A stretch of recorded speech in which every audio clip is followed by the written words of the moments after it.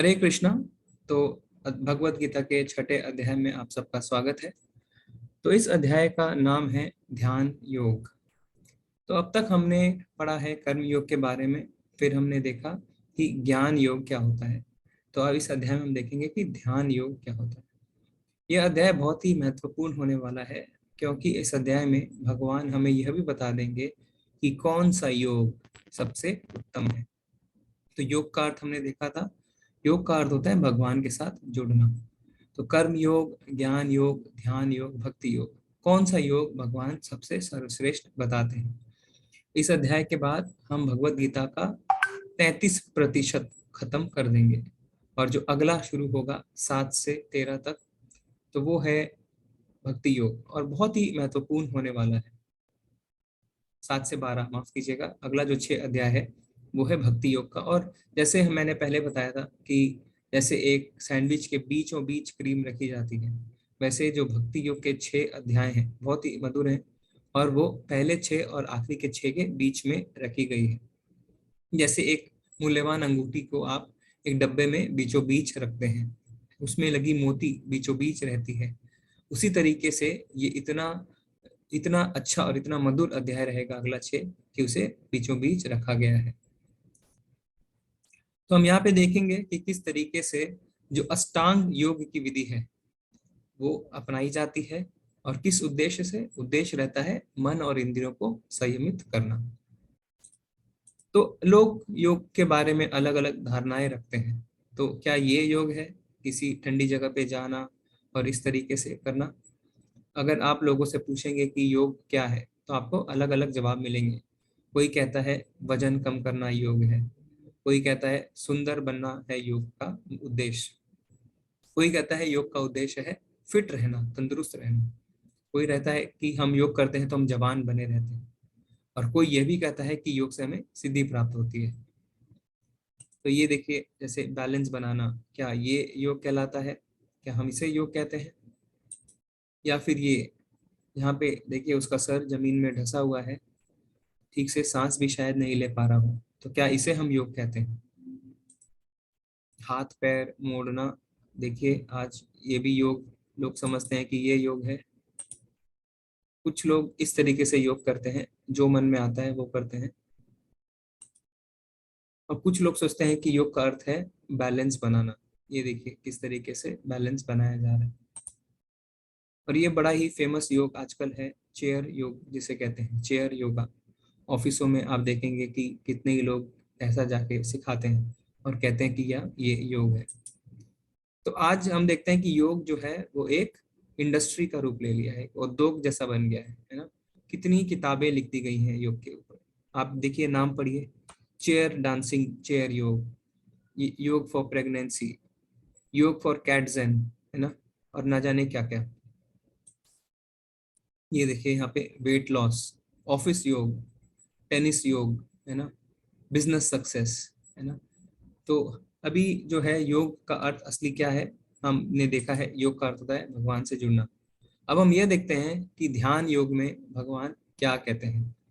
श्री भगवान उवाचा अनाश्रिता कर्म फलम कार्यम कर्म करोति यः स सन्यासी च योगी च न निरग्निर्न च क्रिया। श्री भगवान ने कहा, जो पुरुष अपने कर्म फल के प्रति अनासक्त है और जो अपने कर्तव्य का पालन करता है, वही सन्यासी और असली योगी है। वह नहीं जो ना तो अग्नि जलाता है और ना कर्म करता है। तो अब भगवान यहाँ पे बताते हैं कि असली योगी कौन है। हमने जितने चित्र अभी देखे, क्या वो योगी है, या भगवान जो कहते हैं वो योगी है? हमें भगवान की बात माननी होगी, क्योंकि भगवान ने ही इस सृष्टि का निर्माण किया है, भगवान ने ही सबको बनाया है। सब आदि पुरुष है भगवान, और सब कारणों के कारण है। तो भगवान से ज्यादा बुद्धि किसी की नहीं हो सकती। तो भगवान कहते हैं कौन है योगी? जो अपने कर्म फल के प्रति अनासक्त रहता है ना, और कर्तव्य का पालन करता है, वही असली योगी और सन्यासी है। तो असली सन्यासी और असली योगी कौन है?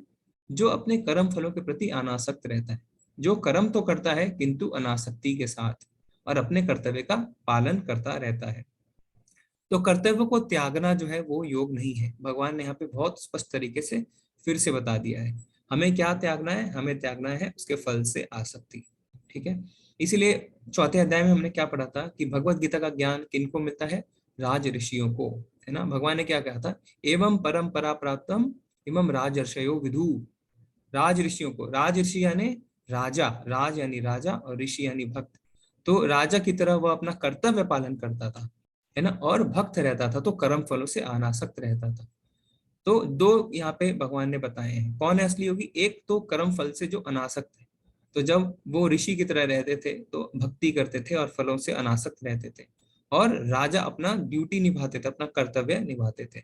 तो कर्तव्यों का पालन भी करना है, ऐसा नहीं है कि कर्म छोड़ना है, कर्म करते रहना है पर उनके फलों से अनासक्त रहना है। जब हम ऐसे अभ्यास में आगे बढ़ते हैं तो उसे ही कहा जाता है असली सन्यासी या असली योगी। जैसे कि युधिष्ठिर महाराज, सबसे बड़े एग्जाम्पल युधिष्ठिर महाराज है, जिन्हें धर्मराज भी कहा जाता था, है ना। हमने देखा था कि किस तरीके से महाभारत के युद्ध के बाद उन्होंने सब कुछ त्याग के सन्यास की ओर वो चल दिए थे, वो जंगल में चल दिए थे, है ना, जिससे वो भगवत प्राप्ति कर सके। तो भगवान को कहा जाता है ऋषिकेश, क्यों, क्योंकि भगवान सब इंद्रियों के स्वामी हैं। तो इसलिए कहते हैं ऋषिकेशम ऋषिकेश सेवनम, यानी हमें अपने ही इंद्रियों से भगवान की सेवा करनी चाहिए। और जो जीव, जो मनुष्य अपनी तुष्टि के लिए नहीं अपितु भगवान की तुष्टि के लिए कर्म करता है, वही पूर्ण सन्यासी या योगी कहलाता है। ठीक है। तो हमें अपनी तुष्टि के लिए कभी काम नहीं करना, हमें भगवान की तुष्टि के लिए काम करना है। क्यों, क्योंकि भगवान जो है वो भोक्ता राम, भगवान ही सब यज्ञों के भोक्ता है, भगवान ही परम भोक्ता है, हम सेवक हैं। ठीक है। तो अब अष्टांग योग क्या है, तो अभी हमने देखा कि हम इस अध्याय में देखेंगे क्या, ध्यान योग। तो अष्टांग योग जो है वो विधि है ध्यान योग की, जिस तरीके से हम ध्यान योग करते हैं। तो जैसा कि नाम से हमें पता चलता है कि इसके 8 अंग होते हैं। क्या क्या, यम, नियम, आसन, प्राणायाम, प्रत्याहार, धारणा, ध्यान और समाधि। तो अष्टांग योग के ये 8 अंग हैं। तो अब देखेंगे कि सिर्फ आसन करना योग नहीं है, है ना। अभी हम कहते हैं कि योग का अर्थ है आसन। कितने लोगों की ये धारणा है कि अगर हम आसन में बैठ जाएं, है ना, एक पोस्चर बना लें तो हम योग कर रहे हैं। या आजकल जो प्राणायाम है कि अगर हम प्राणायाम कर लें तो हम योग कर रहे हैं। हाँ, वो है एक पद्धति, पर वो पूरी पद्धति नहीं है, क्योंकि आप देख सकते हैं अष्टांग योग में 8 अंग होते हैं, और अगर आप सिर्फ 1 या 2 का पालन करते हैं तो आप पूरी तरह इसे नहीं करते। ठीक है। तो हमें पहले 4 तो प्राय सबको पता है, यम, नियम, आसन और प्राणायाम, पर बात के 4 किसी को नहीं पता। तो यम का अर्थ क्या होता है, यम का अर्थ होता है नहीं करने योग्य कार्य, अर्थात वर्जित कार्य। तो जो हमें नहीं करना है उसे कहते हैं यम। तो जब अष्टांग योग पद्धति करते हैं तो सबसे पहले हमें यम यानी जो नहीं करना है उसके बारे में जानना होता है, उसे आत्मसात करना होता है। फिर दूसरा है नियम, नियम यानी करने योग्य अनिवार्य कार्य, यानी जो हम नियम बनाते हैं ना, नियम क्या होते हैं, जो हमें फॉलो करने होते हैं। तो यहाँ पे इस अष्टांग योग में नियम आते हैं, और वो अनिवार्य रूप से हमें फॉलो करने होते हैं। ऐसा नहीं कि हमने किया, हमने कभी नहीं किया, ऐसा नहीं होता है। अगर आपको अष्टांग योग के माध्यम से भगवत प्राप्ति करनी है तो आपको जितने अनिवार्य कार्य हैं वो करने होंगे। फिर तीसरा आता है आसन। आसन का मतलब होता है शारीरिक व्यायाम, पोस्चर, मेडिटेशन, है ना, ये भी हम सबको पता है। फिर चौथा आता है प्राणायाम। प्राणायाम का अर्थ होता है श्वसन अभ्यास, यानी ब्रेथ कंट्रोल, यानी अपने जो सांस है उसको कंट्रोल में करना। तो ये 4 हम सबको पता रहता है, अधिकतर लोगों को पता है। पर उसके आगे क्या है, प्रत्याहार। प्रत्याहार का अर्थ होता है इंद्रियों को विषय से हटाना। तो यानी जो हमारे विड्रॉल ऑफ सेंसेस इसको कहते हैं, अगर इंद्रिय विषय से जो है अपने मन को हटाना, इंद्रिय विषयों को कम करना। फिर है धारणा। धारणा क्या है, धारणा जो है वो ध्यान की प्रारंभिक अवस्था है। इसमें हम भगवान के रूप पर मन को एकाग्र करते हैं। फिर उसके आगे आता है ध्यान। तो ध्यान पे क्या होता है, भगवान पर गहन ध्यान होने लगता है। तो धारणा जो है वो है ध्यान की प्रारंभिक अवस्था, और उस अवस्था में जब हम आगे बढ़ते हैं तो उसे कहते हैं ध्यान। तो हम किस पे ध्यान लगाते हैं, भगवान पे। और फिर आखिरी है समाधि। समाधि का मतलब होता है पूर्ण तलीनता, अब भगवान में लीन हो जाना। तो जब एक अष्टांग योगी समाधि तक पहुंचता है तो वो अपने अंदर परमात्मा के दर्शन करता है, जिसे यूनियन भी कहते हैं। तो ये है अष्टांग योग की 8 पद्धति, यम, नियम, आसन, प्राणायाम, प्रत्याहार, धारणा, ध्यान और समाधि। तो हम इसे ऐसा नहीं समझ सकते कि हम पहले 1 2 कर लें तो हम अष्टांग योग कर रहे हैं। अष्टांग योग करने के लिए 8 के 8 करने होते हैं। तो अब इसमें ऐसा है कि जो भगवान है इसके केंद्र है ना। अभी अगर हम देखते हैं तो क्या होता है कि लोग प्राणायाम भी करते हैं, ध्यान भी करते हैं, अगर आसन भी करते हैं तो अलग अलग चीजों पे अपना ध्यान लगाते हैं, जैसे ज्योति पे है ना, जैसे बिंदु पे, जैसे शून्य पे। पर ऐसा नहीं है, इसके केंद्र हैं भगवान। तो अष्टांग योग में भगवान, हम आगे श्लोक में देखेंगे, कहते हैं कि मुझ पर ध्यान लगाओ। तो अष्टांग योग में लोग शुरू कर सकते हैं पर अंत तक पहुंचना उनके लिए बहुत कठिन रहता है। तो क्या आप इस योग प्रणाली के को आजमाने के लिए तैयार हैं? प्रश्न ये है, क्या यह व्यवहारिक है ना। अब हम आगे जब इसके बारे में और पढ़ेंगे एक एक, तब आप जानेंगे कि यह व्यवहारिक है कि नहीं है। तो इसी छठे अध्याय में 13वें और 14वें श्लोक में हम देखेंगे कि क्या ये योग प्रणाली सिर्फ एक ब्रह्मचारी के लिए है या ये गृहस्थ के लिए भी है। ठीक है। और इसमें अर्जुन इस प्रणाली के बारे में जानने के बाद भगवान से क्या कहते हैं, तो ये सब आगे हम देखते हैं। तो अब इसमें हमने जो देखा यम और नियम। तो यम, उसे एकांत जगह में अकेले रहना चाहिए और हमेशा अपने मन को नियंत्रित करना चाहिए। तो यम का अर्थ भगवान क्या बता रहे हैं, एकांत जगह में अकेले रहना चाहिए। ठीक है। आगे हम देखेंगे कि जगह सिर्फ एकांत ही नहीं होनी चाहिए, पवित्र भी होनी चाहिए। ठीक है। और हमेशा अपने मन को नियंत्रण में रखना चाहिए। नियम, खाने, सोने, काम करने और मनोरंजन करने की उसकी आदतों में समशीतोषण, यानी क्या, बैलेंस। तो यानी ऐसा नहीं है कि एक अष्टांग योगी को नहीं खाना चाहिए, बिल्कुल खाना छोड़ देना चाहिए, नहीं। अगर वो ऐसा करता है तो वो नियम नहीं है। नियम है कि ना ज्यादा खाएं ना कम, ना ज्यादा सोएं ना कम सोएं। तो इस अपनी आदतों में समशीतोषण यानी बैलेंस बना के रखना चाहिए। फिर है आसन। जमीन पर कुसा घास बिछाएं और फिर उसे एक हिरण के खाल से कवर करें। तो इसमें क्या होता है, जब आप ध्यान में बैठने के लिए जब आसन लगाते हैं तो उसके लिए जमीन पर घास बिछानी चाहिए और उसे हिरण के खाल से ढकनी चाहिए। अब हिरण के खाल से ढकने का अर्थ ये नहीं है कि हम किसी हिरण को जाके मार दें और उसकी खाल से ढक लें, नहीं। पहले क्या होता था, जो मृत हिरण है उसी की खाल से आसन को ढका जाता था। आसन ना तो बहुत ऊंचा होना चाहिए और ना ही नीचा होना चाहिए। देखिए, अगर आसन बहुत ऊंचा होगा तो हो सकता है कि जब आप ध्यान में हो और आप अगर संतुलन ना बना रखें, आप गिर जाएं तो आपको चोट लग सकती है। और अगर नीचा होगा तो हो सकता है कि कीड़े मकोड़े आपको परेशान करें। और पवित्र स्थान पर स्थित होना चाहिए। देखिए, जैसा कहा था कि जो है जगह है वो एकांत भी होनी चाहिए और पवित्र भी, है ना। किंतु अभी दिक्कत क्या आती है कि जो जगह एकांत है वो पवित्र नहीं बची और जो पवित्र है वो एकांत नहीं बची। किसी व्यक्ति के शरीर, गर्दन और सिर को एक सीध में रखना चाहिए। तो अपने शरीर को, गर्दन को और सिर को एक सीध में रखना होता है और नाक की नोक पर लगातार घूरना चाहिए। तो यहाँ पे विधि ये है आसन की। इस प्रकार एक अनगढ़, दबे हुए मन से, भय से रहित, पूरी तरह से यौन जीवन से मुक्त किसी को भी मेरा ध्यान करना चाहिए। तो भगवान यहाँ पे बता रहे हैं कि जब आप अपनी कुशा घास बिछा लें, उस पे हिरन की खाल से उसे ढक लें और जब आप सीधे होकर बैठ जाएं और अपनी नाक की नोक पे घूरें, तो इस प्रकार से आपका मन थोड़ा दबा हुआ होता है। तो भगवान उसके बाद क्या कहते हैं, अब आप मेरा ध्यान करें। भगवान ये नहीं कहते कि किसी ज्योति का ध्यान करें या किसी शून्य का ध्यान करें, किसी चीज का ध्यान करें। भगवान कहते हैं मेरा ध्यान करें। तो आज क्या है, आज जो हम देखते हैं योग में, आसन में, उसमें सब कुछ है पर भगवान उसमें से शून्य है, भगवान को माइनस कर दिया गया है। किंतु भगवान यहाँ पे साफ साफ बताते हैं कि मेरा ध्यान करें। फिर क्या है, प्राणायाम। आने और जाने वाली श्वास की गति में रोकने का अभ्यास करें और इस प्रकार अंतिम रूप से ट्रांस में रहें। ट्रांस यानी ध्यान में रहें, है ना। तो प्राणायाम में क्या होता है कि अपने श्वास लेने की गति को आप संयमित करना सीख जाते हैं।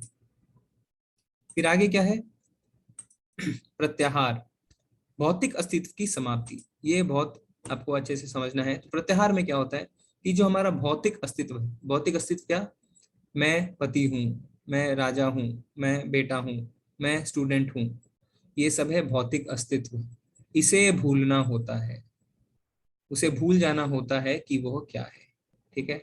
तो ये बहुत व्यवहारिक रूप से बहुत मुश्किल आती है, उसे सब कुछ छोड़ना होता है, अपने अस्तित्व को भूलना होता है ना। तो व्यवहारिक रूप से करना बहुत ही कठिन दायक है ना। धारणा, उसकी मानसिक गतिविधियों को अनुशासित करता है और पारलौकिक स्थित हो जाती है। सभी भौतिक इच्छाओं से रहित उसे योग प्राप्त करने के लिए कहा जाता है। तो धारणा क्या होता है? वो ध्यान की प्रारंभिक अवस्था होती है। फिर उसके बाद है ध्यान। जैसा पवन रहित स्थान पर दीपक टिकता है, उसी तरह पारलौकिक व्यक्ति जिसका मन नियंत्रित रहता है वह अपने ध्यान में हमेशा स्थिर रहता है। तो ध्यान में क्या होता है? अब आप स्थिर हो जाते हैं, है ना। जैसे कि पवन रहित स्थान पे दीपक, जिस तरीके से दीपक एकदम स्थिर रहता है ना जब हवा नहीं चलती, उसी तरीके से जो ध्यान में व्यक्ति रहता है वो पूरा स्थिर हो जाता है। और आखिरी है समाधि। सबसे बड़ी कठिनाई के बीच भी स्थिर रहता है। वह वास्तव में भौतिक संपर्क से तथा सभी दुखों से वास्तविक स्वतंत्र है। तो यहाँ पे भौतिक अस्तित्व उसका खत्म हो जाता है और वो परमात्मा से जुड़ जाता है। जब वो परमात्मा से जुड़ जाता है तो उसे परम आनंद की अनुभूति होती है। तो ये है अष्टांग योग के 8 अंग। ठीक है। तो अब इसके लिए हम देखते हैं कि अर्जुन क्या कहते हैं। अर्जुन क्या कहते हैं?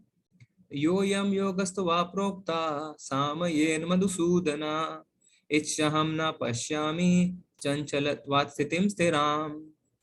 अर्जुन ने कहा, हे मधुसूदन, आपने जिस योग पद्धति का संक्षेप में वर्णन किया है वह मेरे लिए अव्यवहारिक तथा असहनीय है, क्योंकि मन चंचल तथा स्थिर है। तो अर्जुन ने जब योग पद्धति के बारे में सुना अष्टांग योग के, तो कहते हैं यह मेरे लिए अव्यवहारिक है और असहनीय है, इम्प्रैक्टिकल, प्रैक्टिकल ही नहीं है, और मैं असहनीय यानी मैं टॉलरेट नहीं कर सकता। तो अब आप सबसे एक प्रश्न है कि अर्जुन तो इतना बड़ा योद्धा है, वो सब कुछ कर सकता है, तो उसने अष्टांग योग को क्यों रिजेक्ट कर दिया? आप अपना अपना व्यू बता सकते हैं, जरूरी नहीं है कि आपको पूरा अच्छी तरीके से पता हो, पर आप अपना व्यू बताएं कि अर्जुन ने अष्टांग योग पद्धति को क्यों नकार दिया। जी, आप अपना हैंड रेस करके बताएं, जिससे अपना पॉइंट ऑफ व्यू रखना। इसमें सही गलत कुछ नहीं होता है, आप अपना पॉइंट ऑफ व्यू बता सकते हैं। जी प्रीति माता जी, हरे कृष्णा।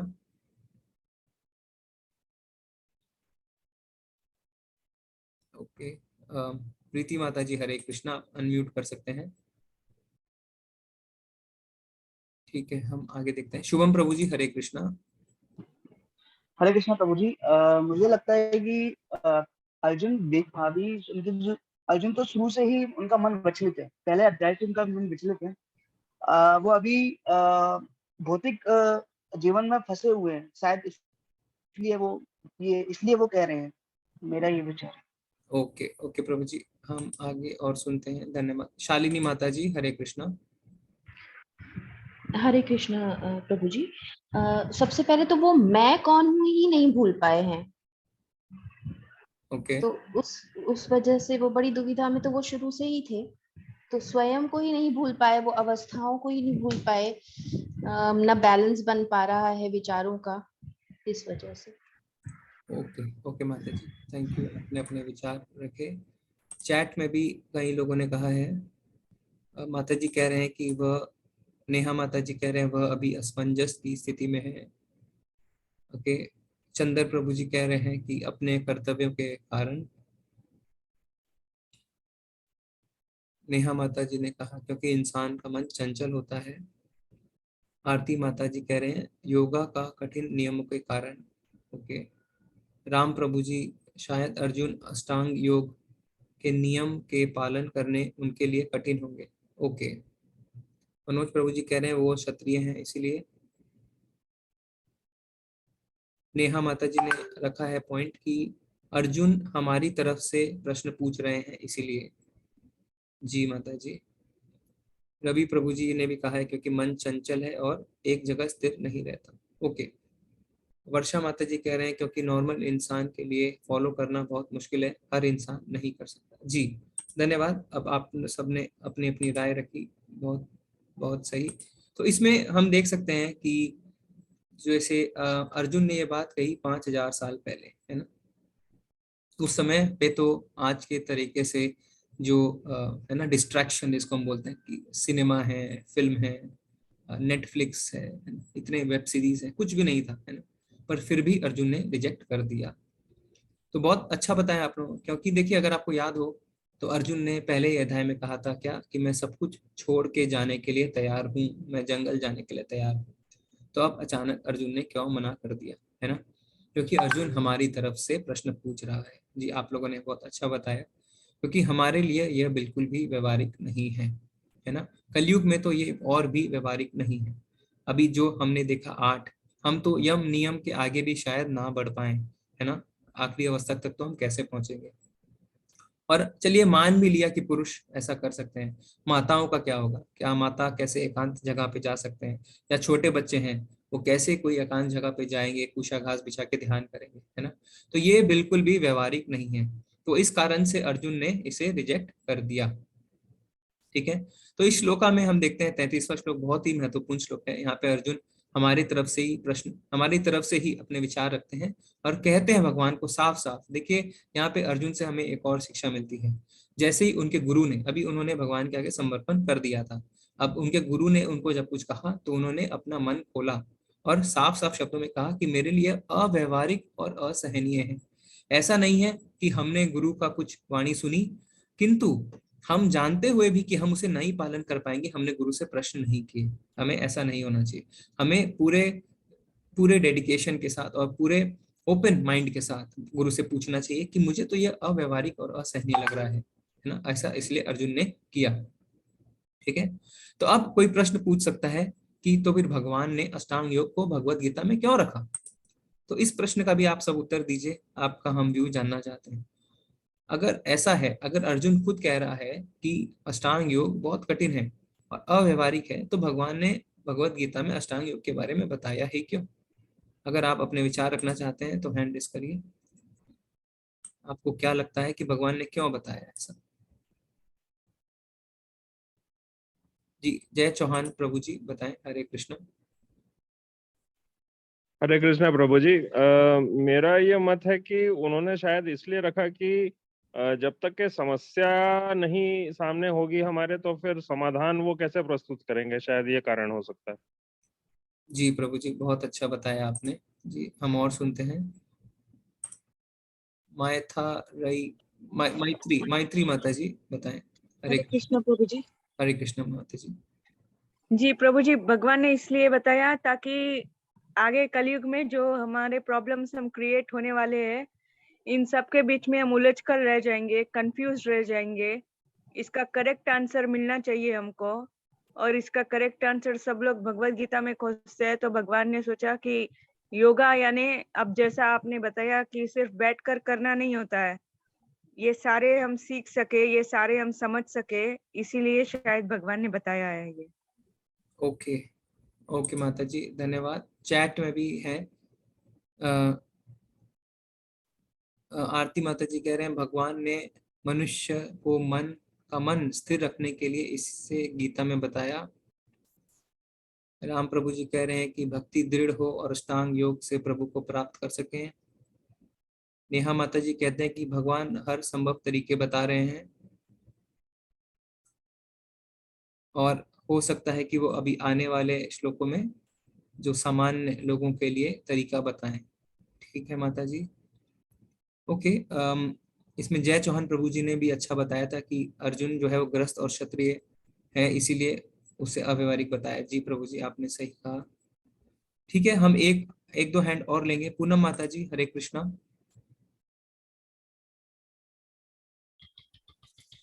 हेलो। हरे कृष्ण प्रभु जी, जैसे कि अभी आपने अष्टांग योग की बात करी थी कि जिसके 8 लिम्स हैं, यम नियम आसन प्राणायाम प्रत्याहार ध्यान धारणा समाधि। तो समाधि और जो ये भक्ति योग है और ये अष्टांग योग है, उन दोनों का अल्टीमेट एम समाधि है। तो अष्टांग योग कहीं ना कहीं बहुत हद तक हमें उस अल्टीमेट एम तक पहुंचने में मदद करता है प्रभु जी। हरे कृष्णा। ओके माता जी जी, धन्यवाद माता जी। हरे कृष्णा।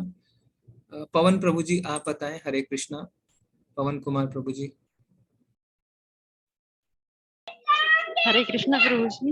हरे कृष्ण दंडवत प्रणाम। धन्यवाद प्रणाम माता जी। जी प्रभु जी, मुझे ऐसा लगता है इसलिए बताया कि कलयुग में जो हम मतलब लोग हैं वो ये नहीं मतलब विकल्प नहीं रहे कि हम अष्टांग योग कर सकते थे। प्रभु जी ने अष्टांग योग नहीं बताया भगवत गीता में अपने मतलब वाणी में। ओके जी माता जी, जी आखिरी हैंड है हम लेते हैं। गौरांग प्रभु जी, फिर हम चर्चा शुरू करेंगे। हरे कृष्ण प्रभु जी। हेलो। हरे कृष्ण प्रभु जी। नमस्कार। जी प्रभु जी बताइए। मैं ये आपने जो हमसे क्वेश्चन किया कि इसमें भगवान ने ये फिर रखा क्यों है, तो एक एग्जांपल देके बोलना चाहता हूँ। जैसे कि अभी चाय बनानी है हमको, तो उसका वही है कि पहले पानी उबालो, चाय डालो, और वो जो प्रोसेस है वो है। अभी उसमें मेरे पास चाय नहीं है, मेरे पास पानी नहीं है, मेरे पास गैस नहीं है, वो मेरा प्रॉब्लम है। लेकिन चाय बनाने का जो प्रोसेस है वो तो वही है, तो ओके मैं भी इसलिए डाला होगा। जी प्रभु जी, धन्यवाद। नहीं, आप बहुत सुंदर, आप सबने अपने अपने विचार रखे। कई लोगों ने थोड़ा सही बताया, कई लोग करीब तक पहुंचे। तो इसमें सरल है, इसमें भगवान कृष्ण ने अष्टांग योग इसलिए कही, भले ही अर्जुन उसे कहते हैं कि ये अव्यवहारिक और असहनीय, क्योंकि जिससे हमें पता चल सके कि सबसे सरल मार्ग कौन सा है ना। अगर भगवान बताते ही नहीं अष्टांग योग के बारे में, और हमें सिर्फ बताते ऐसा करना है, और फिर कहीं से हमें और कुछ पता चलता, तो हम कंफ्यूज हो जाते, है ना। अभी हम देखेंगे कि भगवान तक पहुंचने के क्या क्या रास्ते हैं, और उसमें से सबसे सरल मार्ग कौन सा है हमें अपने आप पता चल जाए, जिससे ऐसा ना हो कि हम गलत रास्ते पे चल जाएं और हमें पता भी ना चले कि ये तो कठिन मार्ग है, और शायद हम अपने गंतव्य तक कभी ना पहुंच सके। ठीक है, तो आगे अब चर्चा को बढ़ाते हैं। तो ये बहुत ही फेमस श्लोक आता है इस अध्याय का, जिसमें अर्जुन अपना मन भगवान के आगे फिर से खोलते हैं। एक शिष्य को हमेशा ऐसा होना चाहिए, उसे अपने मन के अंदर जो है वो जो भी ख्याल आते हैं उसे अपने गुरु के साथ जरूर साझा करना चाहिए, जिससे वो अपने गुरु की वाणी को अच्छी तरह निभा सके। तो क्या कहते हैं अर्जुन? चंचलम ही मनः कृष्ण प्रमाथि बलवदृढ़म तस्याहम निग्रहम मन्ये वायुरिव सुदुष्करम। हे कृष्ण, चूंकि मन चंचल यानी अस्थिर, उच्छृंखल, हठीला तथा अत्यंत बलवान है, अतः मुझे इसे वश में करना वायु को वश में करने से भी अधिक कठिन लगता है। ये देखिए, ये कौन कह रहा है? ये अर्जुन खुद कह रहे हैं। अर्जुन एकदम सामान्य व्यक्ति नहीं है। तो अर्जुन कहते हैं कि भगवान आपने कहा है कि मन को कंट्रोल करो, है ना, मन को वश में करो। हे कृष्ण, मैं वायु को तो वश में कर सकता हूँ, किंतु मन को वश में नहीं कर सकता, है ना। अब देखिए, हम अपने ऊपर सोच के देखें तो हम तो वायु को देख भी नहीं सकते, है ना। किंतु अर्जुन के पास इतनी शक्तियां थी, इतने अस्त्र शस्त्र थे कि वो वायु तक को कंट्रोल कर सकता था, वायु को वश में कर सकता था। उसके बावजूद अर्जुन क्या कह रहे हैं? अर्जुन पूरे शरणागत में कहते हैं मैं मन को वश में नहीं कर सकता। तो अगर हम कोई सोचते हैं कि हम अपने मन को वश में कर सकते हैं, तो हम गलत सोचते हैं, है ना। ऐसा करना संभव नहीं है। जैसे इस पद्धति से ऐसा करना संभव नहीं है। भगवान आगे बताएंगे कि किस पद्धति से इसे हम आसानी से वश में कर सकते हैं। तो यहाँ पे हमें मन के बारे में 4 जो है क्वालिटीज पता चलती हैं, है ना। क्या है? पहला, चंचल, यानी मन जो है अस्थिर और चंचल रहता है। दूसरा, उच्छृंखल। उच्छृंखल का अर्थ होता है विचलित करने वाला, मन हमेशा हमें विचलित करता है। हठीला, हठीला यानी जिद्दी है ना। और लास्ट में क्या बताया है? अत्यंत बलवान है। तो मानो मन चंचल है, आपने उसे वश में कर भी लिया। फिर उच्छृंखल, फिर वो आपको विचलित कर देता है ना। चलो मानो आपने जो है वो विचलित करने वाला था, पर फिर भी आपने उस पर नियंत्रण पाया, पर वो बहुत हठीला है, बहुत जिद्दी है। चलो मानो फिर भी आपने उसके जिद को कम किया, उस पर नियंत्रण किया, पर वो अत्यंत बलवान भी है ना। तो ये 4 हमें मन के बारे में क्वालिटीज अर्जुन ने बताई। तो आगे भगवान इसका क्या उत्तर देते हैं, है ना। ये तो बहुत अच्छा बताया अर्जुन ने कि मन जो है वो ऐसा है, मैं तो इसे वश में नहीं कर सकता। तो भगवान क्या कहते हैं? श्री भगवान उवाचा असंशय महाबाहो मनो दुर्निग्रहम चलम अभ्यासेन तु कौन्तेय वैराग्येन च गृह्यते। अब भगवान कहते हैं असंशय महाबाहो, कि हे महाबाहो कुंती पुत्र, निसंदेह चंचल मन को वश में करना अत्यंत कठिन है। भगवान ने ये नहीं कहा अर्जुन तुम गलत बोल रहे हो। भगवान ने ऐसा नहीं कहा अरे अर्जुन तुम बहाने ना लगाओ। भगवान ने कहा हाँ अर्जुन, निसंदेह मन को वश में करना बहुत कठिन है। अब ये कौन कह रहा है? ये भगवान खुद कह रहे हैं। भगवान ने हमें बनाया है ना। अगर भगवान ने हमें बनाया है तो भगवान हमारे मन के बारे में हमसे ज्यादा नहीं जान सकते, है ना। तो भगवान कह रहे हैं हाँ अर्जुन तुम सही कह रहे हो, मन को वश में करना बहुत कठिन है। पर भगवान ने साथ में उसका उपाय भी बताया है अगली लाइन में। क्या? अभ्यासेन तु कौन्तेय, यानी किंतु उपयुक्त अभ्यास द्वारा वैराग्येन च गृह्यते, तथा विरक्ति द्वारा ऐसा संभव है। तो भगवान ने पहले जो है एक श्लोक के पहली लाइन में भगवान ने प्रॉब्लम बताई, समस्या बताई, फिर अगले लाइन में उसका उपाय बताया। भगवत गीता के अधिकतर श्लोक में ऐसा ही पाएंगे आप कि भगवान पहली लाइन में प्रॉब्लम बताते हैं और अगले में उपाय भी बता देते हैं। तो भगवान कहते हैं ठीक बात है अर्जुन, मन को वश में करना कठिन है, किंतु ऐसा किया जा सकता है। कैसे? उसके लिए भगवान ने 2 उपाय बताए, अभ्यास और विरक्ति। अभ्यास यानी प्रैक्टिस, विरक्ति यानी वैराग्य। वैराग्य यानी जो भौतिक विषयों से में ज्यादा रुचि ना लेना। तो भगवान कहते हैं कि अभ्यास करो यानी प्रैक्टिस करो, कोई शॉर्टकट नहीं है, कोई छोटा रास्ता नहीं है, समय लगेगा। और जब अभ्यास करोगे तो विरक्ति आएगी। विरक्ति यानी भौतिक चीजों से आपकी जो है रुचि कम होगी। तो यह दोनों एक साथ चलते हैं। जब भौतिक चीजों से रुचि कम होती है तो आपका अभ्यास भी दृढ़ होता है।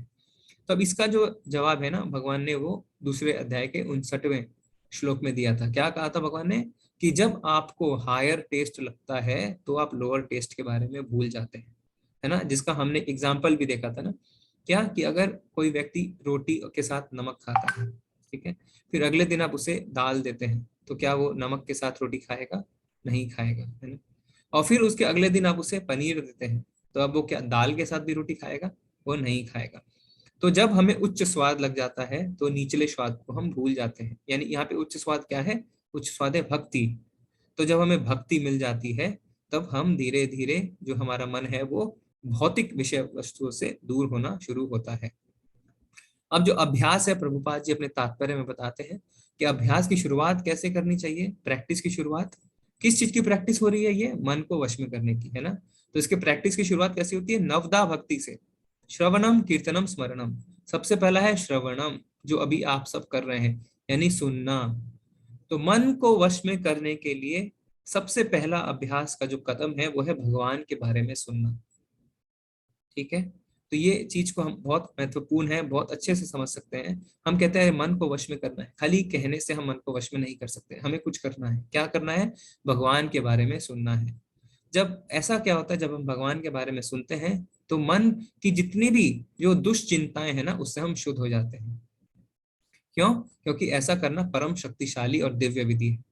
ये जो विधि है श्रवणम की, ये परम शक्तिशाली है, बहुत शक्तिशाली है और दिव्य भी है, ठीक है। फिर श्रवणन करते हैं, फिर हम कीर्तन करते हैं, स्मरणम करते हैं। ये नवदा विधि में पहली जो 3 विधि है वो ये है, ठीक है। इसीलिए जब हम कहते हैं कि भगवान के नाम का जप करो तो हम कहते हैं बोल बोल के करना चाहिए, जिससे श्रवणम होता रहे, हम सुनते रहें, ठीक है। तो हम आगे बढ़ते हैं। तो हमें याद रखना है कि 2 चीजें हैं जिससे हम मन को वश में कर सकते हैं, एक है अभ्यास और दूसरा है वैराग्य। तब मन दोस्त है या दुश्मन? आप सब हैंड रेस करके बताएं, अपना मन हमारा दोस्त है या दुश्मन है? आपको क्या लगता है? आप जल्दी से बता सकते हैं, डायरेक्ट मैसेज में भी लिख सकते हैं, दोस्त या दुश्मन ऐसे करके। जी नरेंद्र प्रभु जी, हरे कृष्णा। हेलो, हरे कृष्णा प्रभु जी। हरे कृष्णा सर। ये मन जो है सर हमारा दोस्त हम नहीं कह सकते हैं, वो दुश्मन ही है हमारा। क्योंकि मन कभी बोलता है कुछ, कभी कुछ बोलता है, तो हम मन की कल्पना को हम पूर्ण नहीं कर सकते हैं। अतः मैं इसको समझता हूँ कि हमारे लिए जी जी प्रभु जी, धन्यवाद। इसमें चैट में भी हम देखते हैं तो मृत्युंजय प्रभु जी कह रहे हैं कि अगर वश में है तो दोस्त है। माता जी, शिखा माता जी कह रहे हैं दोनों। उर्मिला माता जी कह रहे हैं, उर्मिला माता जी दोनों। बहुत लोगों ने दोनों कहा है और कई लोग दोस्त भी कह रहे हैं। आरती माता जी कह रहे हैं दोस्त हैं। नेहा माता जी कह रहे हैं कि परिस्थिति पे निर्भर करता है। शिखा माता जी कह रहे हैं कि दोनों। वनाली माता जी कह रहे हैं दोनों। वनानिल तिवारी प्रभु जी कह रहे हैं दोनों। ओके, तो बहुत लोग सब तरीके का हमें जवाब मिल रहा है कि दुश्मन, कोई कहता है दोस्त, कोई कह रहा है दोनों। एक हैंड हम और लेंगे। आशा माता जी, हरे कृष्णा। हरे कृष्णा प्रभु जी। जी माता। मन हमारा जो है वो दोस्त के समान होता है, क्योंकि दोस्त एक अच्छा मतलब अपने उसका भला चाहता है, अच्छा सोचता है कोई भी दोस्त। तो दोस्त मुझे ऐसा लगता है जैसे दोस्त से होता है, मन हमारा दोस्त के समान होता है। ओके ओके माता जी, जी हरे कृष्णा। अब हम चर्चा को आगे बढ़ाते हैं। हम देखते हैं कि मन असल में क्या है, ठीक है। तो आगे देखते हैं इसमें क्या लिखा है। तो इसमें क्या लिखा है कि मन आग की तरह है, जब नियंत्रित किया जाता है तो चमत्कार हो सकता है, नियंत्रण से बाहर तबाही हो सकती है। तो सही जवाब क्या है कि मन दोनों है ना। अगर मन हमारे नियंत्रण में रहता है तो हमारा मित्र है, और अगर हमारे नियंत्रण में नहीं रहता है तो हमारा दुश्मन है। जैसे कि अग्नि, अब आप देखिए अगर अग्नि नियंत्रण में रहती है तो ये रॉकेट आप देख सकते हैं जिससे हम सैटेलाइट छोड़ते हैं अंतरिक्ष में, है ना। तो ये नियंत्रण में अग्नि रहती है। जैसे एरोप्लेन है ना, उसमें ईंधन को जला के, है ना, उसको नियंत्रण में रखा जाता है। जैसे सूर्य की अग्नि हमारे पृथ्वी तक नियंत्रित रूप में पहुंचती है तो वह हमारी मित्र बनती है। किंतु जब अग्नि जो है नियंत्रण से बाहर होती है तो देखिए किस तरीके से जंगल में आग लगती है, और ना ही पेड़ जलते हैं बल्कि जितने भी वहां पे पशु पक्षी हैं सबकी मृत्यु हो जाती है। तो मन इस अग्नि की तरह है, अगर नियंत्रण में है तो चमत्कार हो सकते हैं, और अगर नियंत्रण के बाहर है तो तबाही हो सकती है ना। यहाँ पे देखिए शब्दों का प्रयोग जो किया गया है कि मन अगर हमारे नियंत्रण में नहीं है तो हमारे लिए हमारा दुश्मन बन सकता है। ठीक है, तो इसके लिए अब हम देखते हैं कि इसमें छठे श्लोक में क्या कहा गया है। बंधुरात्मनास्तस्य योन आत्मेव आत्मना जिता, अनात्मस्तु शत्रुत्वे वर्तेते आत्मेव शत्रुवता। जिसने मन को जीत लिया है उसके लिए मन सर्वश्रेष्ठ मित्र है, किंतु जो ऐसा नहीं कर पाया इसके लिए मन सबसे बड़ा शत्रु बना रहेगा। तो मन को अगर हमने जीत लिया है तो मन हमारा मित्र है। जैसे अगर एक जिद्दी घोड़े का उदाहरण लें, है ना, तो अगर एक जिद्दी घोड़ा है तो वो किसी के कंट्रोल में नहीं आता, किसी के वश में नहीं आता, तो हमारे दुश्मन की तरह है, हमारे शत्रु की तरह। पर धीरे धीरे अभ्यास से रोज रोज अगर उसको ट्रेनिंग दी जाए तो वो कंट्रोल में आता है, और फिर घुड़सवार को अपने ऊपर बैठने भी देता है और उसका दोस्त बन जाता है ना। अब जैसे हम अपना उदाहरण लें, जैसे अब आप रात में 9 बजे क्लास करते हैं, तो क्लास खत्म होते होते काफी देरी होती है तो कई लोगों को नींद भी आती है। तो कई लोग सोचते हैं अच्छा चलो हम सो जाते हैं, है ना, हम जो है कल देख लेंगे या हम रिकॉर्डिंग देख लेंगे, है ना। पर क्या होता है, ना ही वो कल देख पाते हैं और ना ही रिकॉर्डिंग देख पाते हैं। तो मन हमारा दुश्मन बन गया है। इसी तरीके से आप देखें जो सवेरे क्लासें होती हैं 6 बजे, है ना, तो लोग सोचते हैं अच्छा, कुछ लोग 4:30 बजे उठना चाहते हैं कि हम नहा धो के अच्छे से क्लास अटेंड करेंगे। कुछ लोग सोचते हैं अच्छा ठीक है कोई बात नहीं, आज नहीं नहाते हैं, आज बिना नहाए करेंगे। फिर वो अलार्म बंद कर देते हैं, फिर 5 बजे उठते हैं। फिर जब 5 बजे अलार्म बजता है तो लोग सोचते हैं अच्छा कोई बात नहीं, अभी तो जो है रेसिटेशन होगा, अभी श्लोक पढ़ा जाएगा, श्लोक पढ़ना छोड़ देते हैं। तो फिर वो सोचते हैं अच्छा कीर्तन में जाएंगे, फिर कीर्तन में जब अलार्म बजता है फिर वो कीर्तन भी अटेंड नहीं करते, बोलते हैं कोई बात नहीं हम क्लास अटेंड करेंगे। फिर जब 6 बजे अलार्म बजता है तो सोचते हैं अरे कोई बात नहीं हम रिकॉर्डिंग सुन लेंगे। तो इस तरीके से मन आपका दुश्मन बन गया है, मन ने आपको वश में कर लिया है। और किंतु जिसका मन मित्र है वो क्या करता है, वो अलार्म बजते ही तुरंत उठ जाता है, वो अपने मन को अपने ऊपर काबू नहीं करने देता, उसने मन को अपना मित्र बना लिया है। कई लोग ऐसे भी सोचते हैं ना, अरे आज छोड़ो आज तो संडे है आज सोएंगे। तो ये धीरे धीरे करते करते मन आपके जो है वश से बाहर निकल जाता है और आपको अपना शत्रु बना लेता है। तो मन को हमें नियंत्रण करने के लिए अभ्यास करना होगा। ठीक है,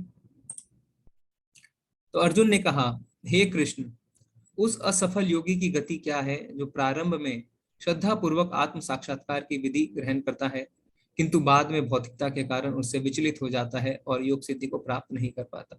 अब अर्जुन ने बहुत ही महत्वपूर्ण सवाल पूछा है ना। कई बार क्लास में कई लोग पूछते भी हैं कि अच्छा ठीक है हम अगर आगे बढ़ते भी हैं भक्ति के मार्ग में, परंतु अगर हमारी भक्ति बीच में छूट जाती है, हो सकता है कि उसने शरीर त्याग दिया, हो सकता है उसकी मृत्यु हो जाए, हो सकता है कि उसका मन विचलित हो जाए, तो फिर क्या होगा, है ना। तो ये बहुत ही इंपॉर्टेंट क्वेश्चन अर्जुन ने हमारी तरफ से पूछा है, क्योंकि हमें ऐसा लगता है कि अरे हम तो बीच में फंस गए, हम ना इधर के रहे ना उधर के रहे, हमने ना माया को एंजॉय किया ना भक्ति भाव में हम भगवान को ही पा सके, हम तो बीच में रह के फंस गए। तो अब इसके लिए भगवान क्या जवाब देते हैं। असफल योगी पवित्र आत्माओं के लोकों में अनेक अनेक वर्षों तक भोग करने के बाद या तो सदाचारी पुरुषों के परिवार में या धनवानों के कुल में जन्म लेता है। तो अब इसमें अगर ऐसा होता भी है तो भगवान कहते हैं घबराने की कोई आवश्यकता नहीं है। क्यों? क्योंकि अगर कोई योगी असफल रह जाता है तो क्या होता है, वो पवित्र आत्माओं के लोकों में अनेकानेक वर्षों तक भोग करने के बाद या तो सदाचारी पुरुषों के परिवार में या धनवानों के कुल में जन्म लेता है। तो क्या हुआ इसका अर्थ, इसका अर्थ ये हुआ कि बहुत जन्मों तक तो पहले वो भोग करता है, फिर भगवान उसको दोबारा मौका देते हैं अपनी भक्ति पूरी करने के लिए। तो सदाचार पुरुषों के परिवार में, तो सदाचार पुरुषों के जब परिवार में वो जन्म लेता है तो उसके लिए भक्ति प्रारंभ करना बहुत ही आसान हो जाता है। वो बचपन से ही भक्ति प्रारंभ करना शुरू कर देता है ना। आप देख सकते हैं नीचे देखिए, ये परिवार का चित्र है। बचपन से ही भक्ति में बच्चे लग जाते हैं। कुछ कुछ घरों में हमने देखा होगा ना कि छोटे छोटे बच्चे ही भक्ति में लग जाते हैं, सुंदर सुंदर कीर्तन करते हैं, गीता के श्लोक उन्हें 700 के 700 श्लोक याद भी रहते हैं। क्यों ऐसा होता है? क्योंकि किसी कारण से उनका पिछले जन्म में भक्ति अधूरी रह गई। और धनवानों के कुल में जन्म लेने का अर्थ क्या होता है? उसका अर्थ ये होता है कि आपको जो सुविधाएं रहती हैं तो आपको अपनी दाल रोटी अपने अपने नित्य कर्म के में इतना नहीं उलझना पड़ता, आप अपना समय भगवान के लिए निकाल सकते हैं। ठीक है, तो जैसे हमने देखा था ना कि विश्वामित्र जी जो थे वो भी मेनका के घुंघरू की आवाज से विचलित हो गए थे। तो इसका मतलब ये नहीं कि उनका वहां पे पतन हुआ, किंतु उसे दोबारा मौका जरूर मिलता है। अब यहाँ पे एक बहुत बड़ा जो है वो हम डिफरेंस देखते हैं इसमें, अध्यात्म में प्रगति में और भौतिक की प्रगति में, है ना। हमने पहले भी चर्चा करी थी। क्या? अगर जो आप भौतिक जिंदगी में प्रगति करते हैं और मानिए वो बीच में छूट जाती है, आप मर जाते हैं, तो अगले जन्म में आपको दोबारा शून्य से शुरू करना पड़ेगा, है ना। अगर कोई पीएचडी है और वो नौकरी करने से पहले मर गया, तो इसका अर्थ ये नहीं कि अगले जन्म में वो पैदा होते ही नौकरी करेगा, नहीं, उसे दोबारा अपनी पढ़ाई शुरू करनी पड़ेगी। अगर बहुत करोड़पति है, उसके बैंक में बहुत पैसे हैं, वो मर गया, ऐसा नहीं कि अगले जन्म में उसे करोड़ से ही शुरुआत मिलेगी, नहीं, उसे दोबारा जीरो से शुरू करना होगा। पर अगर भौतिक, ये हुआ भौतिक जिंदगी, किंतु अध्यात्म में भक्ति में जब आप आगे बढ़ते हैं, अगर आपने 1% भी भक्ति में अगर काम किया है तो अगले जन्म में आप उसी 1% से शुरू करेंगे। तो ये भक्ति करने का सबसे बड़ा लाभ होता है कि थोड़ी प्रगति भी, जो हमने अध्याय 2 में देखा था ना, थोड़ी प्रगति भी महान भय से रक्षा करती है। ठीक है, फिर आगे भगवान क्या बताते हैं? अथवा यदि दीर्घ काल तक योग करने के बाद असफल रहे तो ऐसे योगियों के कुल में जन्म लेता है जो अति बुद्धिमान है, निश्चय ही इस संसार में ऐसा जन्म दुर्लभ है। तो ऐसे योगियों के कुल में जन्म लेंगे जो अति बुद्धिमान है, क्योंकि जो बुद्धिमान व्यक्ति होते हैं वो हमेशा भगवान की भक्ति में लगे रहते हैं। ठीक है, अब भगवान ने क्या कहा है, ऐसा जन्म क्यों दुर्लभ है? क्योंकि अक्सर हम देखते हैं कि वो भगवान की भक्ति में पहले से लग जाते हैं, तो या तो वो ब्रह्मचारी बन जाते हैं, वो शादी ही नहीं करते, पर कुछ होते हैं जो ग्रस्त में रह के भी महान भक्त बनते हैं। तो ये जन्म अत्यंत दुर्लभ बताया है भगवान ने। ठीक है, तो अब सबसे बड़ा योगी कौन है? यहाँ पे नारद मुनि जी के बारे में हम पढ़ते हैं। हर समय भगवान वो नारायण नारायण जपते रहते हैं। तो हमारे टीवी सीरियल में और पिक्चरों में बहुत ही गंदे तरीके से दिखाया जाता है, किंतु जो नारद मुनि हैं वो बहुत बड़े योगी हैं, उनके मुंह पे हर समय नारायण नारायण रहता है। ध्रुव महाराज को भी उन्होंने ही बताया था कि उन्हें कैसे आगे बढ़ना है। तो ब्रह्मा जी ने भी नारद मुनि जी को ज्ञान दिया। तो नारद मुनि जी जो है वो बहुत बड़े योगी के रूप में आते हैं। ठीक है, और ये जो कलयुग है, जो दंभ प्रधान युग है, दंभ प्रधान युग यानी अहंकार से भरा हुआ ये जो युग है, यहाँ पे लोग सिर्फ अहंकार से भरे हुए हैं। तो भगवान आगे खुद बताएंगे कि हमें इस कलयुग में हम किस तरीके से आगे बढ़ सकते हैं। तो ये जो भक्ति लैडर, एक तरीके से हम कहते हैं योगा लैडर, कि इसमें कर्म योग जो हमने पढ़ा सबसे नीचे, कि किस तरीके से हम अपने इंद्रियों को, है ना, भगवान की सेवा में लगाते हैं। जैसे मंदिर साफ कर दिया, भगवान के लिए फूल माला बना दी, है ना, जैसे मंदिर में या तो घर में हमने बना के भोग लगा दिया। फिर ज्ञान योग जो हमने पढ़ा, किस तरीके से शास्त्रों का अध्ययन करके हम ज्ञान से यानी बुद्धि से भगवान की सेवा कर सकते हैं। फिर अष्टांग योग जो अभी हम पढ़ रहे हैं, अष्टांग योग में मन को, है ना, मन को नियंत्रित करके मन से भगवान की सेवा। तो कर्म यानी कर्मों में इंद्रियों से सेवा, फिर बुद्धि से सेवा, फिर मन से सेवा। अब भक्ति योग, भक्ति योग में क्या होता है, हम सब कुछ भगवान पे न्यौछावर कर देते हैं, मन बुद्धि सब लगा देते हैं, प्रेममयी सेवा करने लगते हैं। ठीक है, तो ये है कर्मयोग ज्ञान योग, इसे हायरार्की भी कहते हैं। हाँ, तो आगे अब भगवान क्या कहते हैं कि इनमें सबसे श्रेष्ठ कौन है? तो हमने देखा इतने सारे योग पद्धति हैं, इतने सारे योगी हैं जो अलग अलग रास्ते से भगवान को पाने की कोशिश कर रहे हैं। तो भगवान अब इस निर्णय पे पहुंचेंगे कि इनमें से सबसे सर्वश्रेष्ठ कौन है। तो अभी तक हमने 6 अध्यायों में देखा कि कर्म योग क्या होता है, ज्ञान योग क्या होता है, अब अष्टांग योग क्या होता है ना। अब भगवान का निर्णय आएगा इस श्लोक में कि भगवान कहते हैं सबसे सर्वश्रेष्ठ कौन है। क्या कहते हैं? योगी नाम अपि सर्वेषां मद्गतेनात्मरात्मना श्रद्धावान भजते यो माम स मे युक्त तमो मता।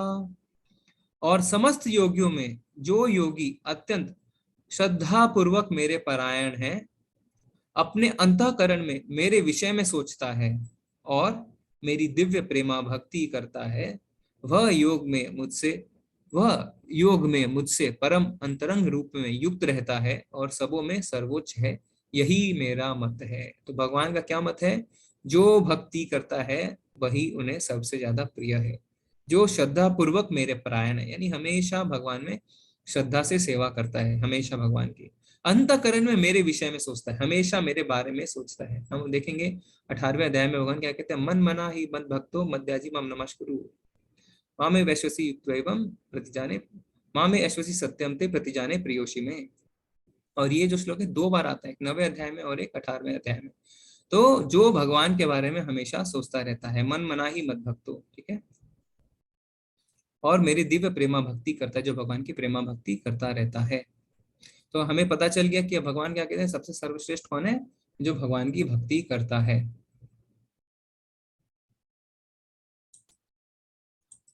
तो अभी जो हम देखें, हमने योग क्या है, आध्यात्मिक अभ्यास।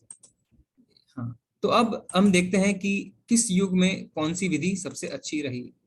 तो सतयुग में क्या था कि ध्यान, ठीक है, क्योंकि वहां पे मनुष्य की उम्र थी 1 लाख साल तक, और हजारों साल तक सतयुग में ध्यान किया जाता था, ठीक है। उससे ध्यान करके ही भगवान विष्णु को प्राप्त किया जाता था, और ध्यान किस पे लगाया जाता था? भगवान पे, ठीक है। फिर आया त्रेता युग। अब त्रेता युग में क्या है, उम्र कम हो गई, उम्र हो गई 10,000 साल की। वहां पे हुआ यज्ञ से भगवान की प्राप्ति करें। पर ये यज्ञ आप देख सकते हैं कि बहुत महंगे महंगे यज्ञ होते थे, इसमें बहुत राजाओं से सहायता ली जाती थी और यज्ञ किया जाता था।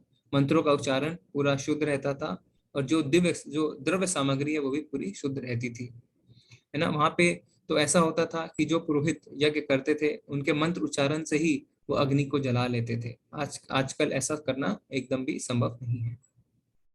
फिर आया द्वापर युग में उम्र हो गई 1000 साल में। तो उस समय क्या कहा गया कि विस्तृत मंदिर पूजा, अर्च विग्रह की पूजा का विधि आया, है ना। अभी भी हम देख सकते हैं हमारे कितने मंदिर हैं जो 5000 साल से ज्यादा पुराने हैं, वो सब द्वापर युग के ही मंदिर हैं, क्योंकि द्वापर युग 5000 साल पहले द्वापर युग था। तो द्वापर युग में ही बड़े बड़े विस्तृत मंदिर जो है वो भगवत प्राप्ति के लिए बनाए गए। पर कलयुग में अब क्या कर सकते हैं हम? तो कलयुग में देखिए, हम ना बैठ के हजारों साल तक ध्यान कर सकते हैं, और ना ही हम कोई यज्ञ कर सकते हैं, क्योंकि सामग्री भी शुद्ध नहीं है, और आजकल ऐसे पुरोहित भी मिलना बहुत कठिन है जो बहुत शुद्ध मंत्रोच्चारण कर सके। तो अभी कलयुग में क्या कहा जाता है कि भगवान का पवित्र नाम का जप ही कलयुग के लिए कहा गया है, ठीक है। तो भगवान का नाम और भगवान में कोई फर्क नहीं है, ये दोनों अभिन्न है, ठीक है। तो अब आगे हम देखते हैं कि कलयुग में ऐसा क्यों कहा गया है। ये हम अपने आप से नहीं कह रहे, ये शास्त्रों में कहा गया है, ठीक है। तो शास्त्रों में क्या कहा गया है कि कली युग में लोगों को केवल परमेश्वर के पवित्र नामों का जाप करना चाहिए। तो अभी तो फिर भी क्योंकि हम संध्या में हैं, है ना, अभी द्वापर खत्म हुआ और अभी कलयुग सिर्फ शुरू हुआ है, तो ये संध्या है। तो इस संध्या में हम फिर भी देख रहे हैं बड़े कि पहले के मंदिर और अभी भी मंदिर बन रहे हैं, किंतु जैसे जैसे हम कलयुग के अंदर जाएंगे वैसे वैसे हम देखेंगे कि भगवान की भगवत प्राप्ति का सबसे सरल और एकमात्र मार्ग है भगवान का नाम लेना, ठीक है। तो श्री चैतन्य चरितामृत की आदि लीला में क्या कहा गया है कि हरेर नाम हरे हरेर नाम केवलम कलो नास्तेव्य नास्तेव्य नास्तेव्य नास्तेव्य गतिरन्यथा, यानी केवल भगवान का नाम, भगवान का नाम, भगवान का नाम, और कोई रास्ता नहीं है, कोई रास्ता नहीं है, कोई रास्ता नहीं है। देखिए यहाँ पे 3 बार कहा गया है। हम कोई भी बात को 3 बार कब कहते हैं? जब हम कहना चाहते हैं कि ये बहुत महत्वपूर्ण है ना। हम इसलिए 3 बार हमारे शास्त्र चिल्ला चिल्ला के कह रहे हैं, हरेर नाम हरेर नाम इफ केवलम। केवलम मतलब सिर्फ हरि का नाम, सिर्फ हरि का नाम, सिर्फ हरि का नाम। कलौ नास्तेव्य नास्तेव्य नास्तेव्य गतिरन्यथा, और ये कली के सारे कलमशों को नाश कर देगी, नाश करेगी, नाश करेगी। और दूसरा, कोई रास्ता नहीं है, कोई रास्ता नहीं है, कोई रास्ता नहीं है, ठीक है। क्यों? झगड़ा और पाखंड के इस युग में उद्धार का एकमात्र साधन भगवान के पवित्र नामों का जप है। तो इस युग को कहा गया झगड़ा और पाखंड का युग, है ना। भागवतम में हम देखेंगे कि कलयुग के बारे में हमने देखा था ना, क्या बताया गया था, मंद बुद्धि, मंद भाग्य, मंद आयु, झगड़ालू, ईर्षालु, है ना, विचलित रहने वाले। तो ये सब हमारे जो लक्षण है भागवतम में पहले ही बता दिए गए थे, और हम देखते हैं कि ये बिल्कुल सही है। तो ये झगड़ा जो है ना, दंभ प्रधान युग में भगवान का नाम ही एकमात्र उपाय है, और कोई रास्ता नहीं है, कोई रास्ता नहीं है, कोई रास्ता नहीं है। और ये शास्त्र हमारे चीख चीख के कह रहे हैं। अब ये हमारे ऊपर है कि हम इसे अपनाएं या ना अपनाएं। तो किस महामंत्र का जप करने के लिए कहा गया है? हरे कृष्ण कृष्ण कृष्ण हरे हरे, हरे राम राम राम हरे हरे। तो अभी पहले हमने बताया था कुछ अध्याय में क्या, कि शास्त्रों में कली संतरण उपनिषद में कहा गया है क्या, इति षोडक नाम नाम कली कलमश नाशनम। यानी ये जो 16 शब्द हैं, देखिए 1 2 3 4 5 ऐसे करके अगर हम गिने तो 16 हैं।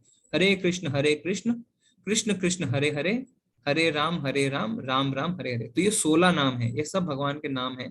तो एक मंत्र में 16 बार भगवान के नाम आते हैं। तो तक क्या क्या गया कली संतरण उपनिषद में, इति षोडकम नाम नाम कली कलमश नाशनम, कली का कलमश नाश करने वाला है। अब मैंने पहले भी बताया था, आप बताएं चैट में हैंडल्स करके, ये किसने कहा है? कली संतरण उपनिषद में ये किसने कहा है?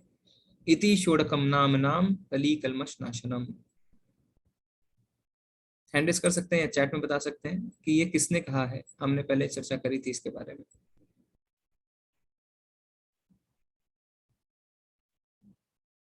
आरती माता जी कह रहे हैं ब्रह्मा जी ने। ठीक, ओके माता जी, ओके, ठीक है।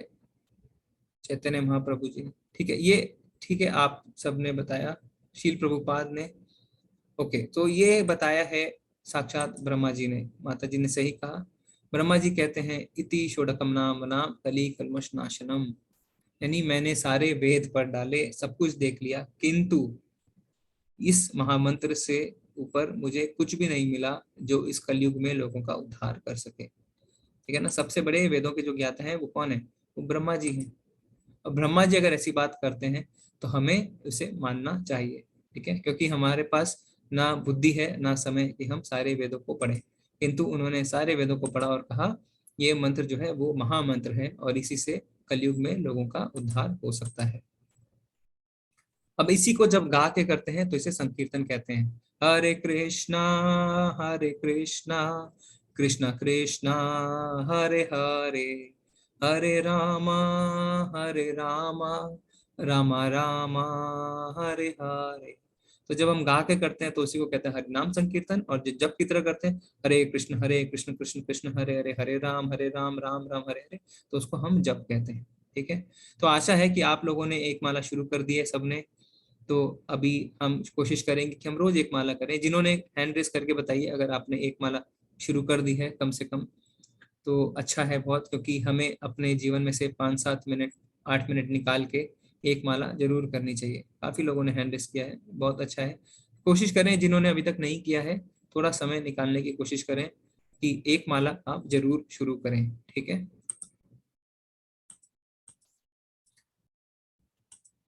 ठीक है। तो अब इसमें क्या होता है कि जो कलयुग के हमने बताया ना 6 लक्षण, तो कलयुग के 6 लक्षण क्या है? झगड़ालू, मंद आयु, मंद बुद्धि, आलसी, पथभ्रष्ट और सदैव विचलित। तो क्या होता है कि सुखदेव गोस्वामी जो है उनसे राजा परीक्षित प्रश्न पूछते हैं। ठीक है, तो जो प्रश्न पूछते हैं तो उसका क्या जवाब देते हैं सुखदेव गोस्वामी? मेरे प्यारे राजा, हालांकि कलयुग दोषों से भरा है, फिर भी इस युग के बारे में एक अच्छी गुणवत्ता है। यह है कि हरे मंत्र का जप करने से व्यक्ति भौतिक बंधन से मुक्त हो जाता है और आध्यात्मिक लोक में पदोन्नत हो सकता है। अब सुखदेव गोस्वामी देखिए बता रहे हैं राजा परीक्षित को, स्कंद 12 में भागवतम के बताते हैं कि ठीक है, ऐसे तो कलयुग दोषों से भरा है, बहुत दोष है, किंतु इस युग के बारे में एक अच्छी बात जरूर है। क्या? कि इस युग में अगर आप भगवान के महामंत्र का जाप करते हो तो आपको आध्यात्मिक लोगों के में पदोन्नत हो सकते हो। इसीलिए कई बार हमने देखा, आचार्य बताते हैं कि बड़े बड़े ऋषि जो है ना वो कलयुग में आना चाहते हैं। क्यों? क्योंकि कलयुग में भगवत प्राप्ति बहुत आसान है। आपको हजारों वर्षों तक ध्यान नहीं करना, आपको बड़े बड़े यज्ञ संपन्न नहीं करने, है ना, आपको सिर्फ भगवान का नाम लेना है। और उसमें भी आचार्य बताते हैं कि कोई भी नियम नहीं है, बिना नहाए कर सकते हैं, सवेरे कर सकते हैं, चल के कर सकते हैं, बैठ के कर सकते हैं, ऐसा नहीं है। बिना किसी नाम और कोई काल और कोई नियम के बिना आप भगवान का नाम जप कर सकते हैं। पर हमें ये भी भारी लगता है। अब आप सोच के देखिए कि अगर हम सतयुग में होते, अगर हम त्रेता द्वापर में होते तो हम कैसे करते? कलयुग में है, भगवान का कम से कम नाम तो ले सकते हैं। और आगे भगवत गीता के 10वें अध्याय में भी हम देखेंगे कि भगवान क्या बताते हैं, यज्ञ नाम जप यज्ञोस्मि, यानी समस्त यज्ञों में पवित्र नाम का कीर्तन जप करना चाहिए। तो जितने यज्ञ हुए हैं, जितने द्रव्य यज्ञ हैं और जितने यज्ञ हैं, उनमें से सबसे पवित्र और सबसे बड़ा कौन सा है? जप, यानी भगवान का नाम लेना। ठीक है, तो हम अब कुछ समझते हैं कि जब हम भगवान का नाम लेते हैं तो हरे कृष्ण महामंत्र का जाप शुरू करने से पहले पंच तत्व मंत्र का जाप करें। तो ये हमने पहले देखा था, क्या है? जय श्री कृष्ण चैतन्य प्रभु नित्यानंद श्री अद्वैत गदाधर श्रीवास आदि गौर भक्त वृंद। तो इसमें ये हमने बताया था ना कि पंच तत्व यानी भगवान अपने पार्षदों के साथ आए थे। तो जय श्री कृष्ण चैतन्य, श्री कृष्ण चैतन्य यानी भगवान श्री कृष्ण खुद, प्रभु नित्यानंद, तो यहाँ पे नित्यानंद प्रभु है, श्री अद्वैत, तो अद्वैत यहाँ पे आप देख सकते हैं अद्वैत, देन गदाधर, फिर गदाधर पंडित हैं, और श्रीवास, तो श्रीवास मुनि है यहाँ पे, और गौर भगवान मतलब बाकी सब भक्त। तो भगवान अपने पार्षद के साथ आए थे, तो हमें इन्हें प्रणाम करना चाहिए। क्यों? क्योंकि जो नाम संकीर्तन है ना, वो 500 साल पहले चैतन्य महाप्रभु ने शुरू किया था, और अपने पार्षदों को उन्होंने बोला था कि सबके घरों में जा जाके हरिनाम जप करो। इसलिए हमें उनका आशीर्वाद लेना चाहिए और उनसे क्षमा मांगनी चाहिए कि अगर हम इस नाम को जप करते हुए कुछ भूल करते हैं तो हमें क्षमा प्रदान करें। तो थोड़ा जोर से हमें जप करना चाहिए, जिससे मंत्र सुनने के लिए पर्याप्त जोर से। तो देखिए, अगर हम माला लेके करते हैं तो कितना अच्छा रहता है, एक श्रवणम भी होता है, कीर्तनम भी होता है, और आपके हाथों से भी, आपकी इंद्रियों से भी आप माला करते हैं, तो ज्यादा से ज्यादा अपनी इंद्रियों को भगवान की सेवा में लगाना चाहिए, बोलना चाहिए, सुनना चाहिए, हाथों से माला चलानी चाहिए, है ना। और जब बोल के करते हैं ना, तो भगवान के नाम पे हम ध्यान भी दे पाते हैं, और उससे क्या होता है, जो आसपास जो जीव होते हैं उनके कान में भी भगवान का जब नाम जाता है तो उनके उद्धार के लिए भी अच्छा रहता है। प्रत्येक नाम का अलग अलग उच्चारण करें, हड़बड़ी ना करें, राम राम राम हरे हरे नाम नाम। हम देखेंगे कि हड़बड़ी करने के चक्कर में ऐसा होने लगता है। हर एक का अलग अलग उच्चारण करें, हरे कृष्ण कृष्ण कृष्ण हरे हरे, हरे राम राम राम हरे हरे, है ना। अगर आप बहुत जल्दी करेंगे तो 6 मिनट में कंप्लीट होगी, नहीं जल्दी करेंगे तो 7 में होगी। तो हड़बड़ी करने की कोई आवश्यकता नहीं है। सम्मान, भक्ति और एकाग्रता के साथ करें। सम्मान, भगवान का नाम जो है वो साक्षात भगवान है, हमें इसमें कोई भी मन में जो है दुविधा नहीं रखनी है, इस बात को समझना है ना। इसीलिए हमने क्या कहा था, जब हम नाम शुरू करते हैं, जब शुरू करते हैं तो हमें हरि नाम को भी प्रणाम करना चाहिए। कभी कभी नाम, इसे नाम प्रभु भी कहा जाता है, क्योंकि नाम भगवान खुद है, वो अभिन्न है ना। तो सम्मान और भक्ति और एकाग्रता के साथ नाम का जप करना चाहिए। तो इसे अध्याय के हम शेष में आते हैं, हम प्रभुपाद जी के कुछ शब्द देखेंगे। एक व्यक्ति जो आध्यात्मिक रूप से जिज्ञासु है, वह सबसे बुनियादी प्रकार की सेवा में शुरू होता है, जो कर्मयोग है। तो कर्मयोग जो है वो बुनियादी सेवा है ना। जैसा हमने बताया, अपनी इंद्रियों से सेवा करना, अपनी क्षमता के अनुसार वह प्रभु के लिए काम करता है, भगवान के लिए फूल चढ़ाना, मंदिर की सफाई करना, मौद्रिक दान देना आदि। इसका अभ्यास करते हुए वो कई ज्ञानियों से मिलता है और ज्ञान योग में ज्ञान जुटाता है। तो जैसे आप जो है मंदिर में जैसे सेवा देना शुरू करते हैं ना, या आप भगवान की सेवा शुरू करते हैं, जैसे भगवान को फूल चढ़ाते हैं, मंदिर की सफाई करते हैं, तो ये हुआ कर्मयोग। फिर धीरे धीरे क्या होता है, ऐसा करते हैं तो अब ज्ञानियों से मिलना शुरू करते हैं, है ना। फिर क्या होता है, अब ज्ञान में जुड़ जाते हैं। अब आप भगवत गीता पढ़ना शुरू करते हैं, भागवतम पढ़ना शुरू करते हैं, है ना, चैतन्य चरितमृत पढ़ना शुरू, तो अब ज्ञान में जुड़ जाते हैं। वह धीरे धीरे यह समझने लगता है कि वह शरीर नहीं है, परमात्मा उसके हृदय में रहता है, और वह इस बात को महसूस करना चाहता है। फिर क्या होता है, धीरे धीरे उसे समझ में आता है, हाँ वो आत्मा है और परमात्मा भी मेरे हृदय में है। अब वो परमात्मा को महसूस करना चाहता है, वह कृष्ण के समक्ष समर्पण कर देता है और भक्त बन जाता है, और सबसे उच्च योग साधन में शामिल हो जाता है, वह भक्ति। फिर क्या होता है, वो भगवान के आगे समर्पण कर देता है, जैसे अर्जुन ने किया था दूसरे अध्याय के 7वें श्लोक में। और समर्पण करके क्या होता है, फिर वो कहता है कि हे भगवान, मुझे अब भक्ति योग में आप शामिल कर लीजिए। वो भक्ति योग में शामिल हो जाता है। भक्ति योग को बुद्धि योग भी कहा जाता है, क्योंकि यह सभी योगों में सबसे चतुर है, क्योंकि अन्य योगों की सीमाएं हैं, उसकी कोई सीमाएं नहीं।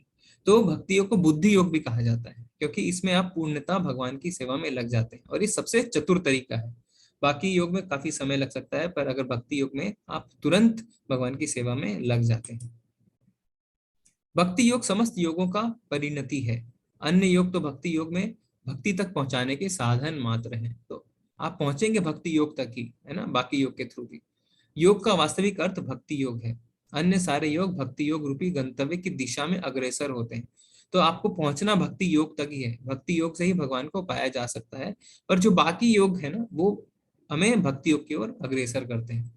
कर्म योग से लेकर भक्ति योग तक का लंबा रास्ता आत्म साक्षात्कार तक जाता है। निष्काम कर्म योग इस रास्ते का आरंभ है। तो इस आरंभ क्या है? निष्काम कर्म योग, बिना स्वार्थ के कर्म करना। कोई विरला भाग्यशाली ही वैदिक विधान के अनुसार भक्ति योग के पथ को स्वीकार करके कृष्ण भावना भावित हो पाता है। तो बहुत लोग आगे बढ़ते हैं। तो भगवान इसलिए कहते भी हैं क्या, बहु नाम, भगवान क्या कहते हैं कि मनुष्यानाम सहस्त्रेषु कश्चित् यतति सिद्धये यतताम अपि सिद्धानाम। तो इसमें बिरला ही कोई उन तक पहुंचता है भगवान के पास, ठीक है। यतताम अपि सिद्धानाम कश्चिन् मामवेति तत्वता। तो बहुत लोग लगते हैं इसमें, पर बहुत बिरला कोई उन पास पहुंच पाता है। आदर्श योगी श्याम सुंदर कृष्ण पर अपना ध्यान एकाग्र करता है। उनके अंगों को प्रदीप्त करने वाली उनकी ज्योति ब्रह्म ज्योति कहलाती है। वे राम, नरसिंह, वराह तथा श्री भगवान कृष्ण जैसी विभिन्न रूपों में अवतरित हैं। वे सामान्य व्यक्ति की भांति माता यशोदा के पुत्र रूप में जन्म ग्रहण करते हैं और कृष्ण, गोविंद तथा वासुदेव के नाम से जाने जाते हैं। वे पूर्ण बालक, पूर्ण पति, पूर्ण सखा तथा पूर्ण स्वामी हैं और वे समस्त ऐश्वर्य तथा दिव्य गुणों से ओतप्रोत हैं। तो हमने भगवान के षड ऐश्वर्यों के बारे में पढ़ा था। जो श्री भगवान के इन गुणों से पूर्णतया अभिज्ञ रहता है वह सर्वोच्च योगी कहलाता है। योगी की यह सर्वोच्च दशा केवल भक्ति योग से ही प्राप्त की जा सकती है, जिसकी पुष्टि वैदिक साहित्य में होती है। तो हरे कृष्णा, इससे हमारा अध्याय शेष होता है। अगर किसी का कोई प्रश्न है, कोई सुझाव है, तो आप जरूर हैंड रेस करके हमें बता सकते हैं। हरे कृष्णा। हरे कृष्णा प्रभु जी। हरे कृष्णा। प्रभु जी, माला से रिलेटेड कुछ क्वेश्चन बॉक्स में। जी प्रभु जी, बताइए, मैं देखता हूँ। एक प्रभु जी बोल रहे हैं कि अगर हमने माला स्टार्ट किया एक बार तो लाइफ टाइम करना होता है क्या? जी प्रभु जी, इसमें ऐसा आप कोई दबाव लेके ना करें, आप शुरू करें। और अगर आप देखिए ऐसे शुरू करते हैं तो अच्छा है, करते रहना चाहिए। पर अगर आपकी परिस्थिति ऐसी आती है, कभी आप नहीं कर पाते, कभी छूट जाता है, तो अब देखिए हम कोई भी कार्य अगर शुरू करते हैं तो हमें लगता है कि हम करते रहें, पर इसमें आप दबाव ना लें। आप शुरुआत करें, आगे की चिंता ना करें। धीरे धीरे आपको खुद पता चलेगा कि आपको कैसे किस चीजों को जोड़ना है, किस चीजों को नहीं जोड़ना है ना। तो आगे का ज्यादा चिंता नहीं करें। ऐसा ना सोचें कि अगर आप आगे छोड़ देते हैं तो आपको पाप लगेगा। इस भय से आप मुक्त हो जाएं, ऐसा ना। भगवान का तो जितना नाम ले उतना अच्छा है। तो ऐसा भय ना करें मन में कि अरे अगर आगे छूट गई तो क्या होगा। नहीं, ऐसा ना सोचें। आप माला शुरू करें प्रभु जी। जी प्रभु जी, दूसरा क्वेश्चन ये है कि अगर घर में बाकी के लोग नॉनवेज खाते हैं तो चलता है क्या जप करना? और दूसरा प्रश्न इसी से रिलेटेड ये है कि कलयुग में जो ये है वो इतना इजी क्यों है? यस, ठीक है जैसे प्रभु जी। जब यज्ञ बताया जी। जी प्रभु जी प्रभु जी। जी धन्यवाद प्रभु जी। नॉन वेज देखिए ये लेवल 1 में है। हमारा एक ही उद्देश्य है लेवल 1 का, जो हमारे आचार्य बोलते हैं कि आप एक माला करना शुरू करें, है ना। इसीलिए ये कोर्स हम करवाते हैं जिससे आपको भगवत गीता के बारे में थोड़ा पता चले और आप एक माला करना शुरू करें, धीरे धीरे अपनी यात्रा शुरू करें। तो अगर नॉनवेज है, प्याज लहसुन इस सब के चक्कर में अभी ना पड़े, है ना। अभी आप सिर्फ माला करें और इतना डरे नहीं बातों को। धीरे धीरे आप फिर अपने आप को फाइन ट्यून करते चले। जी प्रभु जी। कलयुग में इसलिए इतना आसान है प्रभु, क्योंकि कलयुग में ऐसे भी जो है ना, जो भगवान बताया कि भागवतम में कि यहाँ पे ऐसे भी लोगों की आयु कम है, उनके पास बुद्धि नहीं है, वो झगड़ालू हैं, आलसी हैं, है ना, और मंद भाग्य, उनका भाग्य भी नहीं है प्रभु जी। तो भगवान ने इसलिए एक आसान रास्ता दिया है, क्योंकि उन्हें पता है कि कलयुग में ना तो हम ध्यान कर सकते हैं और ना यज्ञ कर सकते हैं। तो फिर भला हमें कैसे मुक्ति मिलेगी, हम भगवान के पास कैसे जाएंगे। इसीलिए भगवान ने बताया है कि भगवान का नाम का जप करो और आगे बढ़ो। अभी प्रभु जी हम बहुत सुनहरे समय में चल रहे हैं। अभी हम भगवान का नाम ले सकते हैं। अभी संध्या काल है, तो हमें इस सुनहरे अवसर का फायदा बिल्कुल उठाना चाहिए। धीरे धीरे आप देखेंगे कि भगवान का नाम लेना भी शायद कठिन हो जाए, है ना। जैसे आप देखें द्वापर में या त्रेता में जो लोग थे, वो ये नहीं सोचते होंगे कि है ना, कलयुग में आएंगे तो हमारे घर से मंदिर भी गायब हो जाएंगे, है ना। आजकल जो लोग बाहर रह के काम करते हैं, उनके घर में एक भगवान की फोटो भी नहीं रहती ना। तो वो उन्होंने ऐसा सोचा तक नहीं होगा, बट ऐसा धीरे धीरे हो रहा है प्रभु जी। तो अभी बहुत सुनहरा समय है कलयुग का। आप अभी भगवान का नाम जप करें, है ना, जिससे हमें आगे तकलीफ नहीं हो और हमारे दुख कम हो। जी प्रभु जी। हरे कृष्ण। हरे कृष्णा प्रभु जी। प्रभु जी, शोभित प्रभु जी का प्रश्न है कि माला बैग का उपयोग क्या उपयोग है? माला को माला बैग में रख कर क्यों करते हैं? प्रभु जी, ये शुद्धता के लिए किया जाता है कि जिससे आपकी माला कोई अशुद्ध जगह पे टच ना हो और साफ सफाई भी रहे थोड़ा। और ये ऐसा है कि जब आप करते हैं तो कहीं माला टच हो जाती है, कहीं रगड़ खा जाती है, तो शुद्धता के लिए है और माला की रक्षा के लिए प्रभु जी। इसीलिए जब बैग का इस्तेमाल किया जाता है। जी प्रभु जी, हरे कृष्ण। हरे कृष्णा। हरे कृष्णा। क्षमा मित्तल माता जी, प्लीज अनम्यूट कीजिए। हरे कृष्णा प्रभु जी। हरे कृष्ण माता जी, धन्यवाद, प्रणाम। दंडवत प्रणाम। मेरा एक क्वेश्चन है, जैसे आपने अभी एक हिराकी के बारे में बताया कि हम कर्म योग और फिर ज्ञान योग, फिर अष्टांग योग और फिर भक्ति योग की तरफ जाते हैं। तो जैसे अभी आजकल कलयुग में ये चारों चीजों को करना फॉलो इज वेरी डिफिकल्ट। तो क्या अगर हम इस कलयुग में सिर्फ जैसे हरि नाम जप आपने जो बताया है, माला, यही करते हैं, तो क्या तब भी हम वो भक्ति योग तक पहुंच सकते हैं, जो मतलब बेसिक हमारा अल्टीमेट गोल है कि हमें भक्ति योग तक पहुंचना है? तो इज इट पॉसिबल हरि नाम से, हरि जप से हम वो पहुंच सकें? क्योंकि कर्म योग तो हम कहीं ना कहीं कर रहे हैं अभी भी थोड़ा बहुत अपनी डेली लाइफ में, बट अष्टांग योग, ज्ञान योग, ये करना थोड़ा डिफिकल्ट लगता है। तो क्या इज इट पॉसिबल?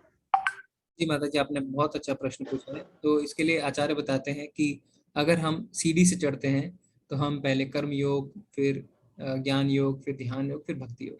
पर जो सीधे भक्ति योग में जाता है वो लिफ्ट का इस्तेमाल करता है ना। तो ये बिल्कुल संभव है माता जी, है ना। भक्ति योग में आप सीधे प्रवेश कर सकते हैं। तो जैसा आपने कहा कि हम अपनी इंद्रियों को, मन को और बुद्धि को जब एक साथ भगवान की सेवा में लगा देते हैं, तो उसी को भगवान ने भक्ति योग को बुद्धि योग भी कहा है, क्योंकि हम। ठीक है, क्वेश्चन अच्छा था ना? जी माता जी, हरे कृष्ण माता जी, शायद आपको आपके प्रश्न का उत्तर मिला। हरे कृष्ण। हरे कृष्णा। हरे कृष्णा। मृत्युंजय कुमार सिंह प्रभु जी, प्लीज अनम्यूट कीजिए। हरे कृष्ण प्रभु जी। हरे कृष्ण प्रभु जी, मृत्युंजय प्रभु जी, धन्यवाद, प्रणाम। प्रणाम प्रभु जी। प्रभु जी, मेरा प्रश्न ये था कि जो हमारा महामंत्र है उसमें 2 लाइनें हैं, हरे राम हरे कृष्ण, और एक ये तो एक हरे राम वाली लाइन हो गई और ये दूसरी हो गई हरे कृष्ण वाली। तो इसमें किसका उपयोग पहले करें और किसका बाद में करें?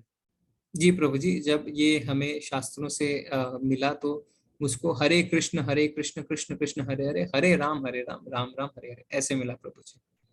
एक्चुअली प्रभु जी, मैं एक्चुअली नॉर्थ इंडिया से हूँ, तो हमारे तरफ एक पूजा भी होती है 24 घंटा की, ये महासंकीर्तन जिसको बोलते हैं।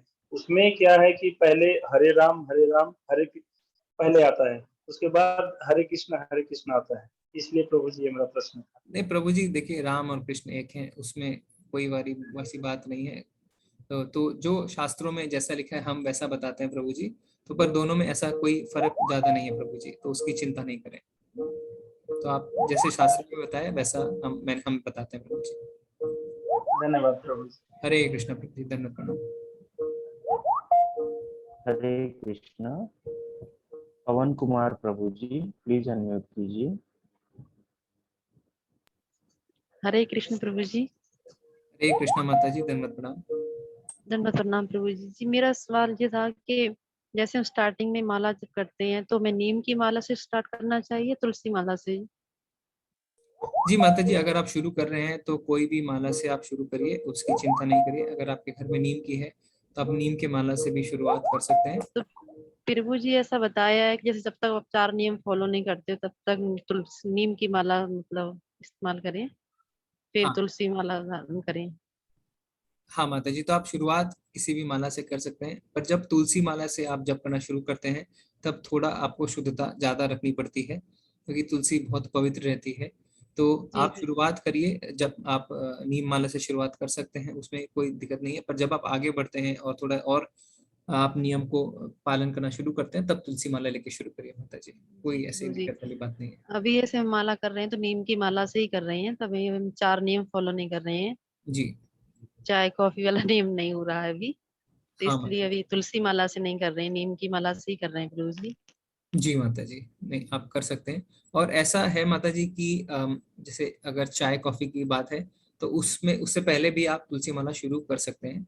अगर आप जी पहले माता, कर सकते हैं? हाँ अगर आप जैसे नॉन वेज नहीं खा रहे हैं या आप बाकी कर रहे हैं जी तो जी। आप चाय कॉफी के बिना भी तुलसी माला, आप कंठी भी पहन सकते हैं माता जी, है ना। आप 1 राउंड वाली 2 राउंड वाली कंठी, क्योंकि धीरे धीरे आप अभ्यास करते हैं छोड़ने का। आप जी दीक्षा प्रभु नहीं जी। मिलेगी पर आप पहन सकते हैं और जब भी कर सकते हैं, अगर सिर्फ चाय कॉफी की बात है। जी प्रभु जी, तो बहुत बहुत धन्यवाद प्रभु जी। अभी हमने पहले तुलसी माला पहन रखी थी पर बाद में मतलब उतार दी। नहीं आप अभी पहन चाय सकते कॉफी नहीं छोड़ मतलब नहीं माता जी, बंद हुआ है। आप पहन सकते हैं। जी इस्कॉन प्रभु में जी। दीक्षा नहीं मिलेगी पर आप पहन सकते हैं। तो 3 जी राउंड जो है ना, वैसे नहीं, पर आप चाय कॉफी है तो आप पहन सकते हैं तुलसी माला। एक जी राम प्रभु जी प्रभु पूछ रहे हैं कि रुद्राक्ष की माला, जी प्रभु जी रुद्राक्ष की माला से कर सकते हैं, पर आचार्य बताते हैं कि रुद्राक्ष की माला थोड़ी खुरदुरी होती है, तो आप जब माला करते हैं तो बड़ा मंत्र है, बार बार माला करते हैं तो शायद उंगली में थोड़ा सा खरोच सा आ सकता है, तो इसलिए जो नीम माला या कोई दूसरी, वैसे आप रुद्राक्ष की माला से भी कर सकते हैं प्रभु जी। शुरुआत आप किसी भी माला से कर सकते हैं। जी प्रभु जी, हरे हरे कृष्ण। कृष्णा। राजकुमार स्वामी प्रभु जी, प्लीज अनम्यूट कीजिए।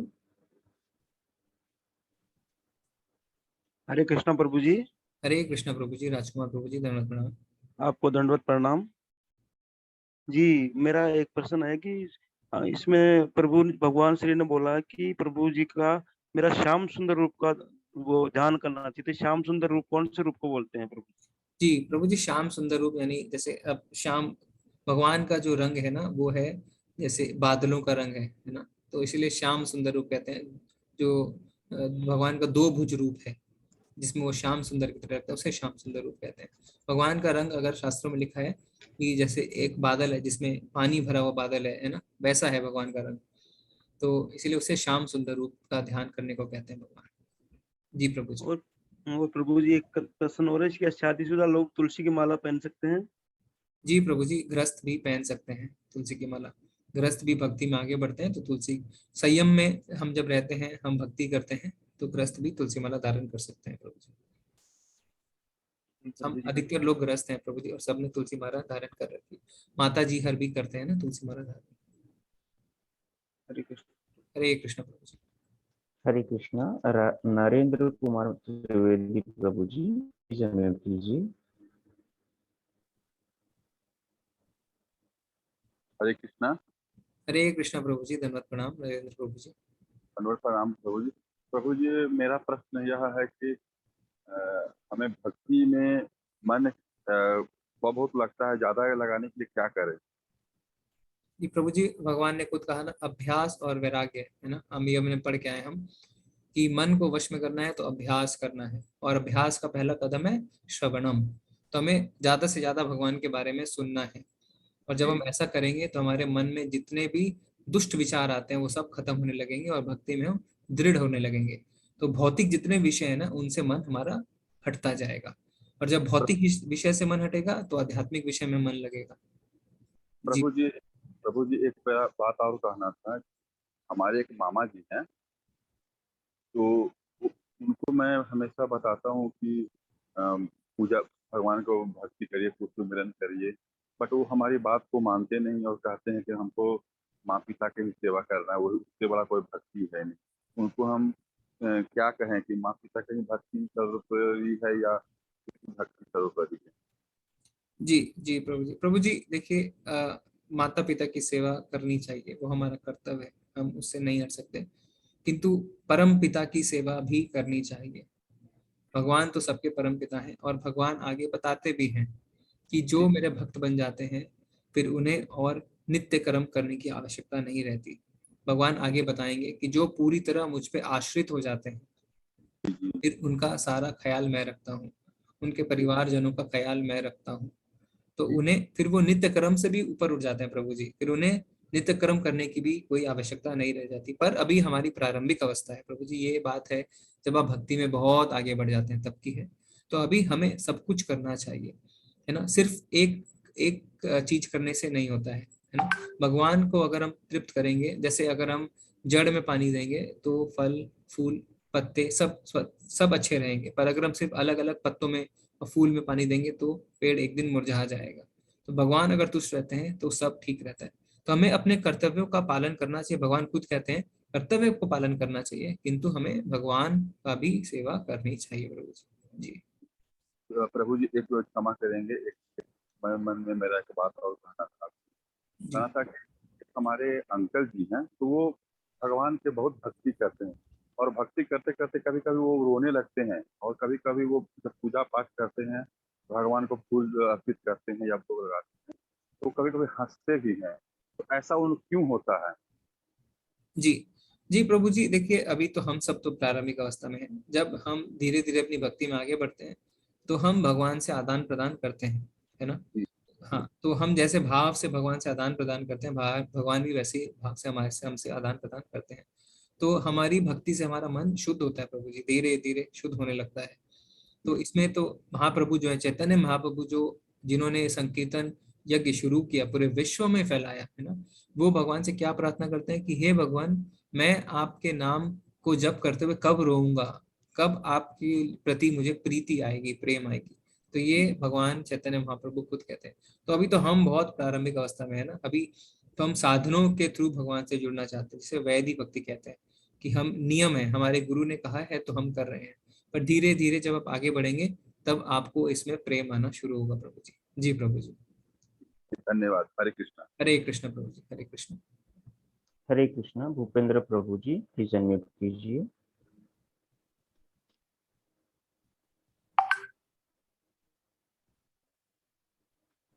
हरे कृष्णा भूपेंद्र प्रभु जी। जी प्रभु जी, इतने मैं चैट से ले लेता हूँ। हरे कृष्णा लोकेंद्र जी प्रभु जी। जी माता जी कह रहे हैं कि माला करते हैं तो नींद आने लगती है। जी माता जी, अगर ऐसा होता है तो आप चल फिर के भी माला कर सकते हैं, या आप एक बार, जरूरी नहीं है कि एक साथ आप सारी मालाएं करें, आप बीच में उठ के फिर थोड़ा फिर दोबारा बैठ सकते हैं, तो उससे ऐसा नहीं होगा। ठीक है। बिना माला के महामंत्र जप कर सकते हैं। माता जी, माला इस्तेमाल करनी चाहिए, क्योंकि हमसे गलतियां हो सकती हैं गिनने में। और नॉनवेज अगर परिवार खाता है तो कोई बात नहीं है, आप अपनी माला को अलग रखें, माला को स्वच्छ रखें, और माला से आप जप करें। माला कहाँ बैठकर करनी चाहिए? जब हम ट्रैवल कर रहे हैं बस में। माला आप कहीं भी कर सकते हैं माता जी। आप देखेंगे इस्कॉन के जितने भक्त होते हैं वो अपने गले में हमेशा जप बैग टांगे रहते हैं, है ना। तो वो कहीं भी रहते हैं तो वो भगवान का जप हमेशा करते रहते हैं। तो इसमें ऐसा नहीं है कि हम माला कहाँ कर सकते हैं, कहाँ नहीं कर सकते हैं। ठीक है। हरे कृष्णा भूपेंद्र प्रभु जी, अपना प्रश्न कीजिए। हरे कृष्णा प्रभु जी। हरे कृष्ण, धन्यवाद प्रणाम भूपेंद्र प्रभु जी। क्या मैं कमलगट्टे की माला से जप कर सकता हूँ हरे कृष्णा हरे रामा का? जी प्रभु जी, आप शुरुआत कर रहे हैं, आप कर सकते हैं। आप जब उसमें धीरे धीरे अब वो आपके अभ्यास में आ जाए तो आप फिर जो है वो, अगर आप नियमों का पालन कर रहे हैं तो फिर आप तुलसी माला शुरू कर सकते हैं प्रभु जी। ओके, एक्चुअली मैं अभी गायत्री मंत्र का जप कमलगट्टे की माला से करता हूँ कंटिन्यू। जी जी प्रभु जी, कोई बात नहीं, आप माला से हरिनाम जप कर सकते हैं प्रभु जी। Okay sir. हरे कृष्णा। हरे कृष्णा प्रभु जी। हरे कृष्णा प्रभु जी। हरे कृष्णा शोभित शर्मा प्रभु जी प्लीज अनम्यूट कीजिए। हरे कृष्णा प्रभु जी। हरे कृष्णा शोभित प्रभु जी, धन्यवाद प्रणाम। धन्यवाद प्रणाम प्रभु जी। प्रभु जी, मेरा प्रश्न कर्म योग से रिलेटेड है। हमने अभी 2 दिन पहले ये पढ़ा कि कर्म योग में हम जो भी कर्म कर रहे हैं हमें प्रभु को समर्पित करके वो कर्म करना चाहिए। तो मेरा प्रश्न इससे ये रिलेटेड है कि जैसे मैं ऑफिस में जाके कोई काम करता हूँ, ऑफिस से रिलेटेड जो ऑपरेशनल काम करता हूँ, तो वो कैसे हम लोग प्रभु को समर्पित करके कर सकते हैं? जी जी प्रभु जी, देखिए सबसे आसान तरीका एक नौकरी वाले के लिए होता है कि जो उस कर्म के फल हैं उसे आप भगवान को समर्पित करें।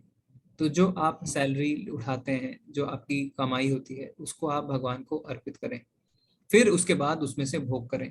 तो अपने पैसों से आप, है ना, जैसे अपने परिवार को भक्ति की ओर मोड़ सकते हैं, है ना। उन्हें आप मंदिर में ले जा सकते हैं, आप मंदिर में दान दे सकते हैं, आप मंदिर के निर्माण में दान दे सकते हैं, आप उससे वैष्णवों को खाना खिला सकते हैं, है ना। तो बहुत कुछ है जो आप उस पल से कर सकते हैं। तो सबसे आसान तरीका प्रभु जी ये होता है। ठीक है प्रभु जी, ठीक है प्रभु जी। मेरा एक प्रश्न और था, जैसे हमने ये अभी तक समझा कि कृष्ण भगवान जो है वो परम परमेश्वर हैं, तो अगर हम और भगवानों की भी पूजा करते हैं तो क्या वो सही है, या फिर हमें केवल कृष्ण जी की ही भक्ति करनी चाहिए? जी जी प्रभु जी, भगवान श्री कृष्ण ही भगवान है, बाकी सब देवी देवता हैं, हम ऐसा कहते हैं। प्रभुपाद जी इंग्लिश में कहते हैं supreme personality of God head, भगवान श्री कृष्ण को, है ना। अभी आप ऐसा नहीं है प्रभु जी, अगर हम भगवान श्री कृष्ण की पूजा भक्ति करते हैं तो बहुत अच्छी बात है। बाकी देवी देवताओं को हमें आदर पूर्वक नमन करना चाहिए, है ना, उन्हें प्रणाम करना चाहिए। भगवान जैसे शंकर जी हैं, है ना, सबसे परम वैष्णव शंकर जी हैं, है ना। तो उनके उनसे ऊपर कोई वैष्णव ही नहीं है, वो देवादिदेव महादेव है। तो हमें सब देवी देवताओं के प्रति पूरा आदर भाव रखना चाहिए, क्योंकि वो भगवान के बहुत बड़े भक्त हुए हैं, इसीलिए उस ओहदे तक, उस पोजीशन तक पहुंचे हैं। ठीक है, तो ऐसा नहीं है कि हमें उनके प्रति कोई ऐसा अपमान या कुछ ऐसा रखना चाहिए प्रभु जी। ठीक है, ठीक है प्रभु जी, धन्यवाद प्रभु जी। हरे कृष्णा प्रभु जी। हरे कृष्णा। हरे कृष्णा प्रभु जी। प्रभु जी चैट बॉक्स में एक प्रश्न है, प्रभु जी ने फर्स्ट डे भी पूछा था बट शायद से चांस नहीं हुआ था इसलिए नहीं पूछ पाया था। प्रभु जी उनका पूछना ये है, एकादशी का इम्पोर्टेंस क्या है? जी ये प्रभु जी एकादशी के लिए इस्कॉन में बताते हैं कि जब हम व्रत करते हैं एकादशी के दिन, तो हमारा जो समय है जो खाने पीने में इससे बचता है, तो क्या होता है, इस समय को हम ज्यादा से ज्यादा भगवान का नाम लेने में लगा सकते हैं।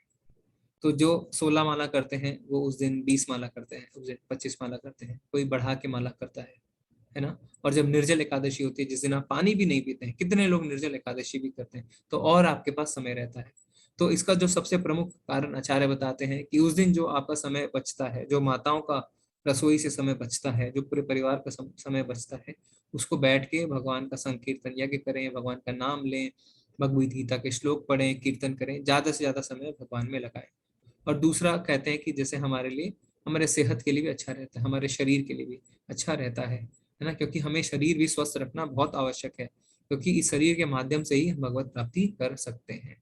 जैसे किसी दुकान से अगर आप रसगुल्ला लेके जाते हैं तो उसको एक डब्बे की आवश्यकता पड़ती है ना, फिर उसके बाद आप डब्बा फेंक सकते हैं, पर उस डब्बे की आवश्यकता जरूर पड़ती है, बिना डब्बे के आप रसगुल्ला नहीं ले जा सकते। तो वही है, इस शरीर की आवश्यकता हमें पड़ती है प्रभु जी। जी हरे कृष्ण। हरे कृष्णा। हरे कृष्णा गौरव प्रभु जी, प्लीज अनम्यूट कीजिए। जी गुरु जी। हरे कृष्णा गौरांग प्रभु जी, धन्यवाद प्रणाम।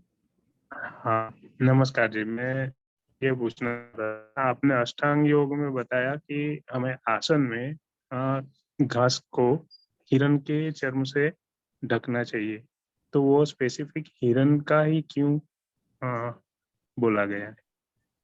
जी प्रभु जी, जैसे उसमें अब हिरण, मृत हिरण का पाना बहुत आसान रहता है ना, खाल, क्योंकि जंगल में मृत हिरण बहुत मिलते हैं, हिरण बहुत ज्यादा मात्रा में होते हैं, तो मृत हिरण का खाल मिल जाता है, तो उसको ओके ओके। हाँ, उस खाल, और वो थोड़ा नरम रहता है, तो जब ध्यान लगाते हैं लोग तो उनका ऐसा नहीं रहता कि उनका ध्यान भटके, विचलित ना हो। हाँ, विचलित ना हो। जी प्रभु जी, जी जी, हरे कृष्ण। हरे कृष्ण।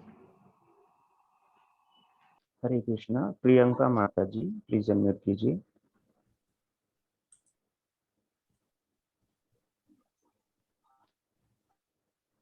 हरे कृष्णा माता जी, प्रश्न कीजिए। हाँ, मेरे दो प्रश्न हैं। तो पहला प्रश्न तो मैं ये जानना चाहती थी कि जैसे आत्मा हमेशा अमर है, मतलब कभी भी उसका जन्म नहीं होता, कभी वो मरती नहीं है, तो हम जितने भी लोग अभी पृथ्वी पे हैं, तो हम ये कह सकते हैं कि हम सतयुग में भी थे और द्वापर युग में, त्रेता युग में भी थे और अब कलयुग में भी हैं, क्योंकि हम या तो भगवान के धाम नहीं जा पाए, इसलिए हम बार बार पुनर्जन्म से कलयुग में आए हैं। तो पहले के युग में तो लोग काफी ज्यादा भक्ति करते थे, तो उस हिसाब से अगर हम देखें कि भक्ति हम जितने भी करते हैं, हम उसमें हमेशा आगे ही बढ़ते हैं, कभी पीछे नहीं जाते हैं।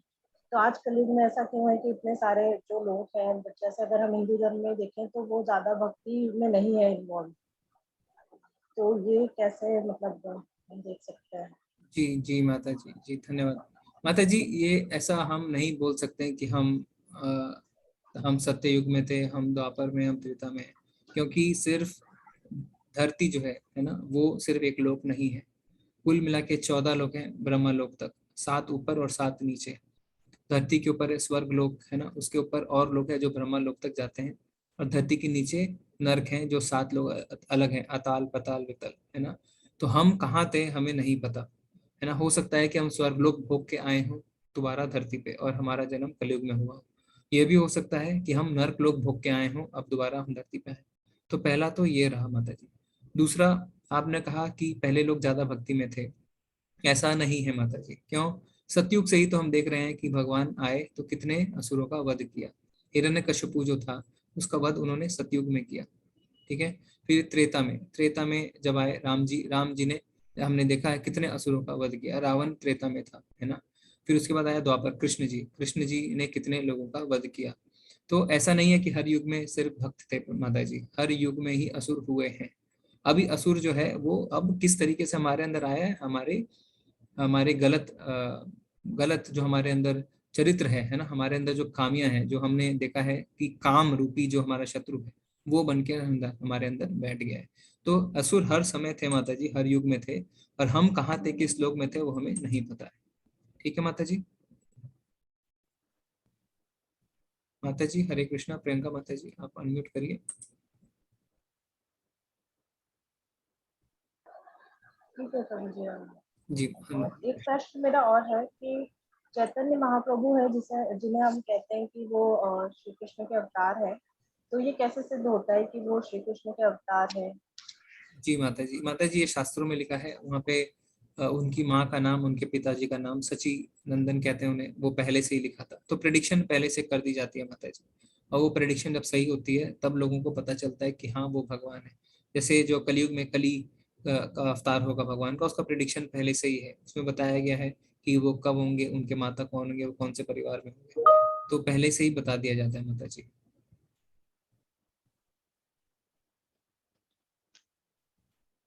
जी माता जी। हरे कृष्णा प्रभु जी। हरे कृष्णा प्रशांत प्रभु जी, प्लीज अनम्यूट कीजिए। हरे कृष्ण प्रभु जी, हरे धन्यवाद कृष्णा प्रणाम प्रभु जी। प्रशांत प्रभु जी, धन्यवाद प्रणाम। प्रभु जी मेरा एक प्रश्न है। प्रभु जी जैसे अभी हम भौतिक जगत में हैं और मटेरियल वर्ल्ड की अगर बात करते हैं, तो हम इस टाइम पे आकर हमने एंट्री करी है भक्ति के रास्ते के लिए, ठीक है।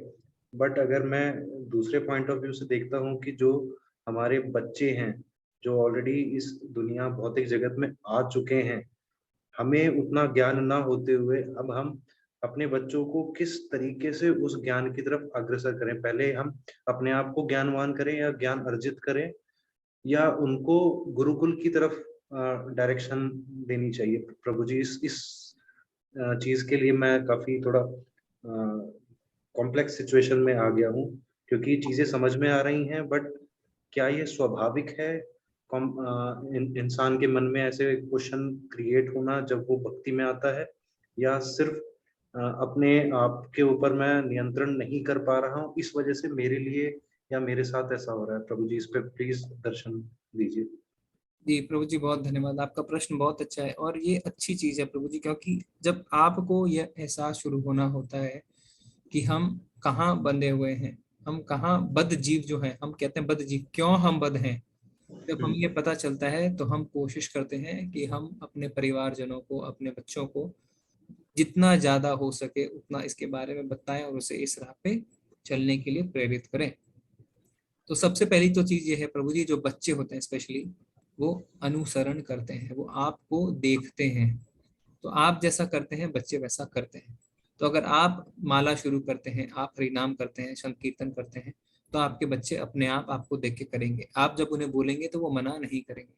आप देखेंगे क्लास से पहले जब आप जुड़ते हैं तो अनुराधा माता जी कीर्तन करते हैं, तो उनके दोनों बच्चे, छोटे छोटे बच्चे उनके साथ कीर्तन करते हैं। तो क्योंकि वो माँ बाप भी बहुत बड़े भक्त हैं, अच्छे भक्त हैं, तो अब बच्चे भी भक्त बन गए हैं। तो आपको देख के आपके बच्चे सीखेंगे। आप अपने बच्चों को भी कीर्तन करवाइए, उनको भी भगवान की माला करवाइए, उनको है ना प्रवचन में लेके जाइए, मंदिर लेके जाइए। तो ऐसे जो भक्त हैं, अपने बच्चे हैं, उनको अपने आप भगवान का धीरे धीरे भक्ति में वो भी आगे बढ़ेंगे। उन्हें भगवत गीता का श्लोक का पाठ करवाइए, उन्हें श्लोकों को याद करवाइए, है ना प्रभु जी। तो धीरे धीरे आपके बच्चे भी भक्ति में आगे बढ़ेंगे। जी प्रभु जी एक प्रश्न और है प्रभु जी, कि जैसा आपने बताया कि एक माला single round and double round की जो बात करी थी, माला की, तुलसी माला की, कंठी माला में, तो दीक्षा कैसे मिलती है प्रभु जी? क्योंकि मैं भी अभी इस्कॉन के साथ जुड़ा हुआ हूँ, ज्यादा समय नहीं हुआ है, बट मैं रोपड़ से हूँ प्रभु जी। तो यहाँ पे डॉक्टर रामजी रिपाका जी हैं, जो कि इस्कॉन से ऑलमोस्ट 11 ईयर्स से जुड़े हुए हैं। तो उनके अंडर मीन्स एज अ गुरु मैंने उनको माना हुआ है। तो मेरे को थोड़ा दीक्षा के पॉइंट ऑफ व्यू से थोड़ा गाइड करेंगे प्रभु जी? जी प्रभु जी, दीक्षा के लिए आपको थोड़ा है ना वो अभ्यास में दृढ़ होना पड़ेगा, क्योंकि दीक्षा अब जो है वो ऐसे इतनी आसानी से नहीं मिलती। उसके लिए भी प्रभु जी इंटरव्यू होते हैं। तो आपको क्या करना है, पहले धीरे धीरे अपने भक्ति में दृढ़ होना है प्रभु जी। तो आप जैसे सवेरे उठते हैं, मंगल आरती करते हैं, आप मालाओं को धीरे धीरे बढ़ाएं। दीक्षा से पहले प्रभु जी एक होता है शेल्टर, है ना, आश्रय, गुरु आश्रय। तो गुरु आश्रय आप प्राप्त कर सकते हैं। तो आप चाहें तो जैसे अभी आप यहाँ पे ऑनलाइन क्लासेस करते हैं, आप आगे बढ़ेंगे तो इस्कॉन बेंगलुरु में नामनिष्ठ प्रभु जो अध्यक्ष हैं, उनके रिकमेंडेशन से जो इस्कॉन के जो अभी गुरु महाराज हैं, है ना, जयपताका गुरु महाराज, उनसे आश्रय प्राप्त हो सकती है। गुरु आश्रय में आप अपनी भक्ति को दृढ़ करें। जब आप भक्ति को अपनी दृढ़ कर लेते हैं, जब आप दीक्षा के लिए तैयार होते हैं प्रभु जी, तब आपको दीक्षा मिल जाती है। प्रभु जी गृहस्थ में दीक्षा मिल जाती है? जी प्रभु जी, गृहस्थ में दीक्षा मिलती है, माताओं को भी दीक्षा मिलती है प्रभु जी। धन्यवाद। हरे कृष्ण प्रभु जी। हरे कृष्ण। जी प्रभु जी, आज थोड़ा समय भी ज्यादा हो गया है हम, और जी प्रभु जी। जी हाँ, जी प्रभु जी। प्रभु जी, एक चैट बॉक्स में एक प्रश्न है, थोड़ा मुझे लग रहा है कि थोड़ा सा इम्पोर्टेंट है। जी। माता जी का प्रश्न है कि क्या महिलाएं भी जप कर सकती हैं? जप लिखा नहीं है उन्होंने, क्योंकि मैंने सुना है महिलाएं जननी हैं जो नए जीवन को जन्म देती हैं, इसलिए ये उनके लिए वर्जित है। माता जी, सब कोई भी जप कर सकता है, ऐसा कुछ नहीं है कि कोई जप नहीं कर सकता। सारी आत्माएं बद्ध हैं। ये शरीर है ना माता जी, एक पुरुष का शरीर, एक महिला, पर आत्मा जो है वो बद्ध है, उसे भगवान के पास जाना है। तो आप बेझिझक आप जप करिए माता जी, कोई भी जप कर सकता है, ऐसा कोई नहीं है कि ये जप नहीं कर सकते। भगवान जो परम पिता है वो चाहते हैं सब उनके पास लौट के आए। क्या वो कभी ऐसा चाहेंगे कि महिलाएं मेरे पास ना आए? नहीं ना। तो चाहते हैं कि सब आए, जो भक्ति करते हैं, जो भगवान का नाम जप करते हैं, वो भगवान के पास जाएंगे। तो जप करिए माता जी। हरे कृष्ण प्रभु जी। ओके प्रभु जी, धन्यवाद, प्रणाम सबका, बहुत बहुत धन्यवाद। जिनके प्रश्न आज हम नहीं ले पाए हैं, हम कल से उनका प्रश्न और फिर लेंगे आगे। अभी हमारे पास 12 अध्याय और बचे हैं। तो आप सब माला करिए। अब आपको माला की महिमा के बारे में पता चल गया है ना। हरेर नाम हरे नाम केवलम गतिरन्य नास्ति नास्तवे नास्तवे गतिरन्यथा। और कोई चारा नहीं है ना, सिर्फ भगवान का नाम। तो हरे कृष्ण, हम क्लास का अंत करेंगे वैष्णव प्रणाम मंत्र से। वांछा कल्पतरूपस्य कृपा सिंधु एव च पतितनां पावनेभ्यो वैष्णवेभ्यो नमो नमः। अनंत कोटि वैष्णव वृंद की जय। जय। शील प्रभुपाद की जय। जय। हरे कृष्ण सबको। हरे कृष्ण प्रभु जी, हरे दंडवत कृष्ण। प्रणाम। हरे कृष्ण। हरे कृष्ण सभी को।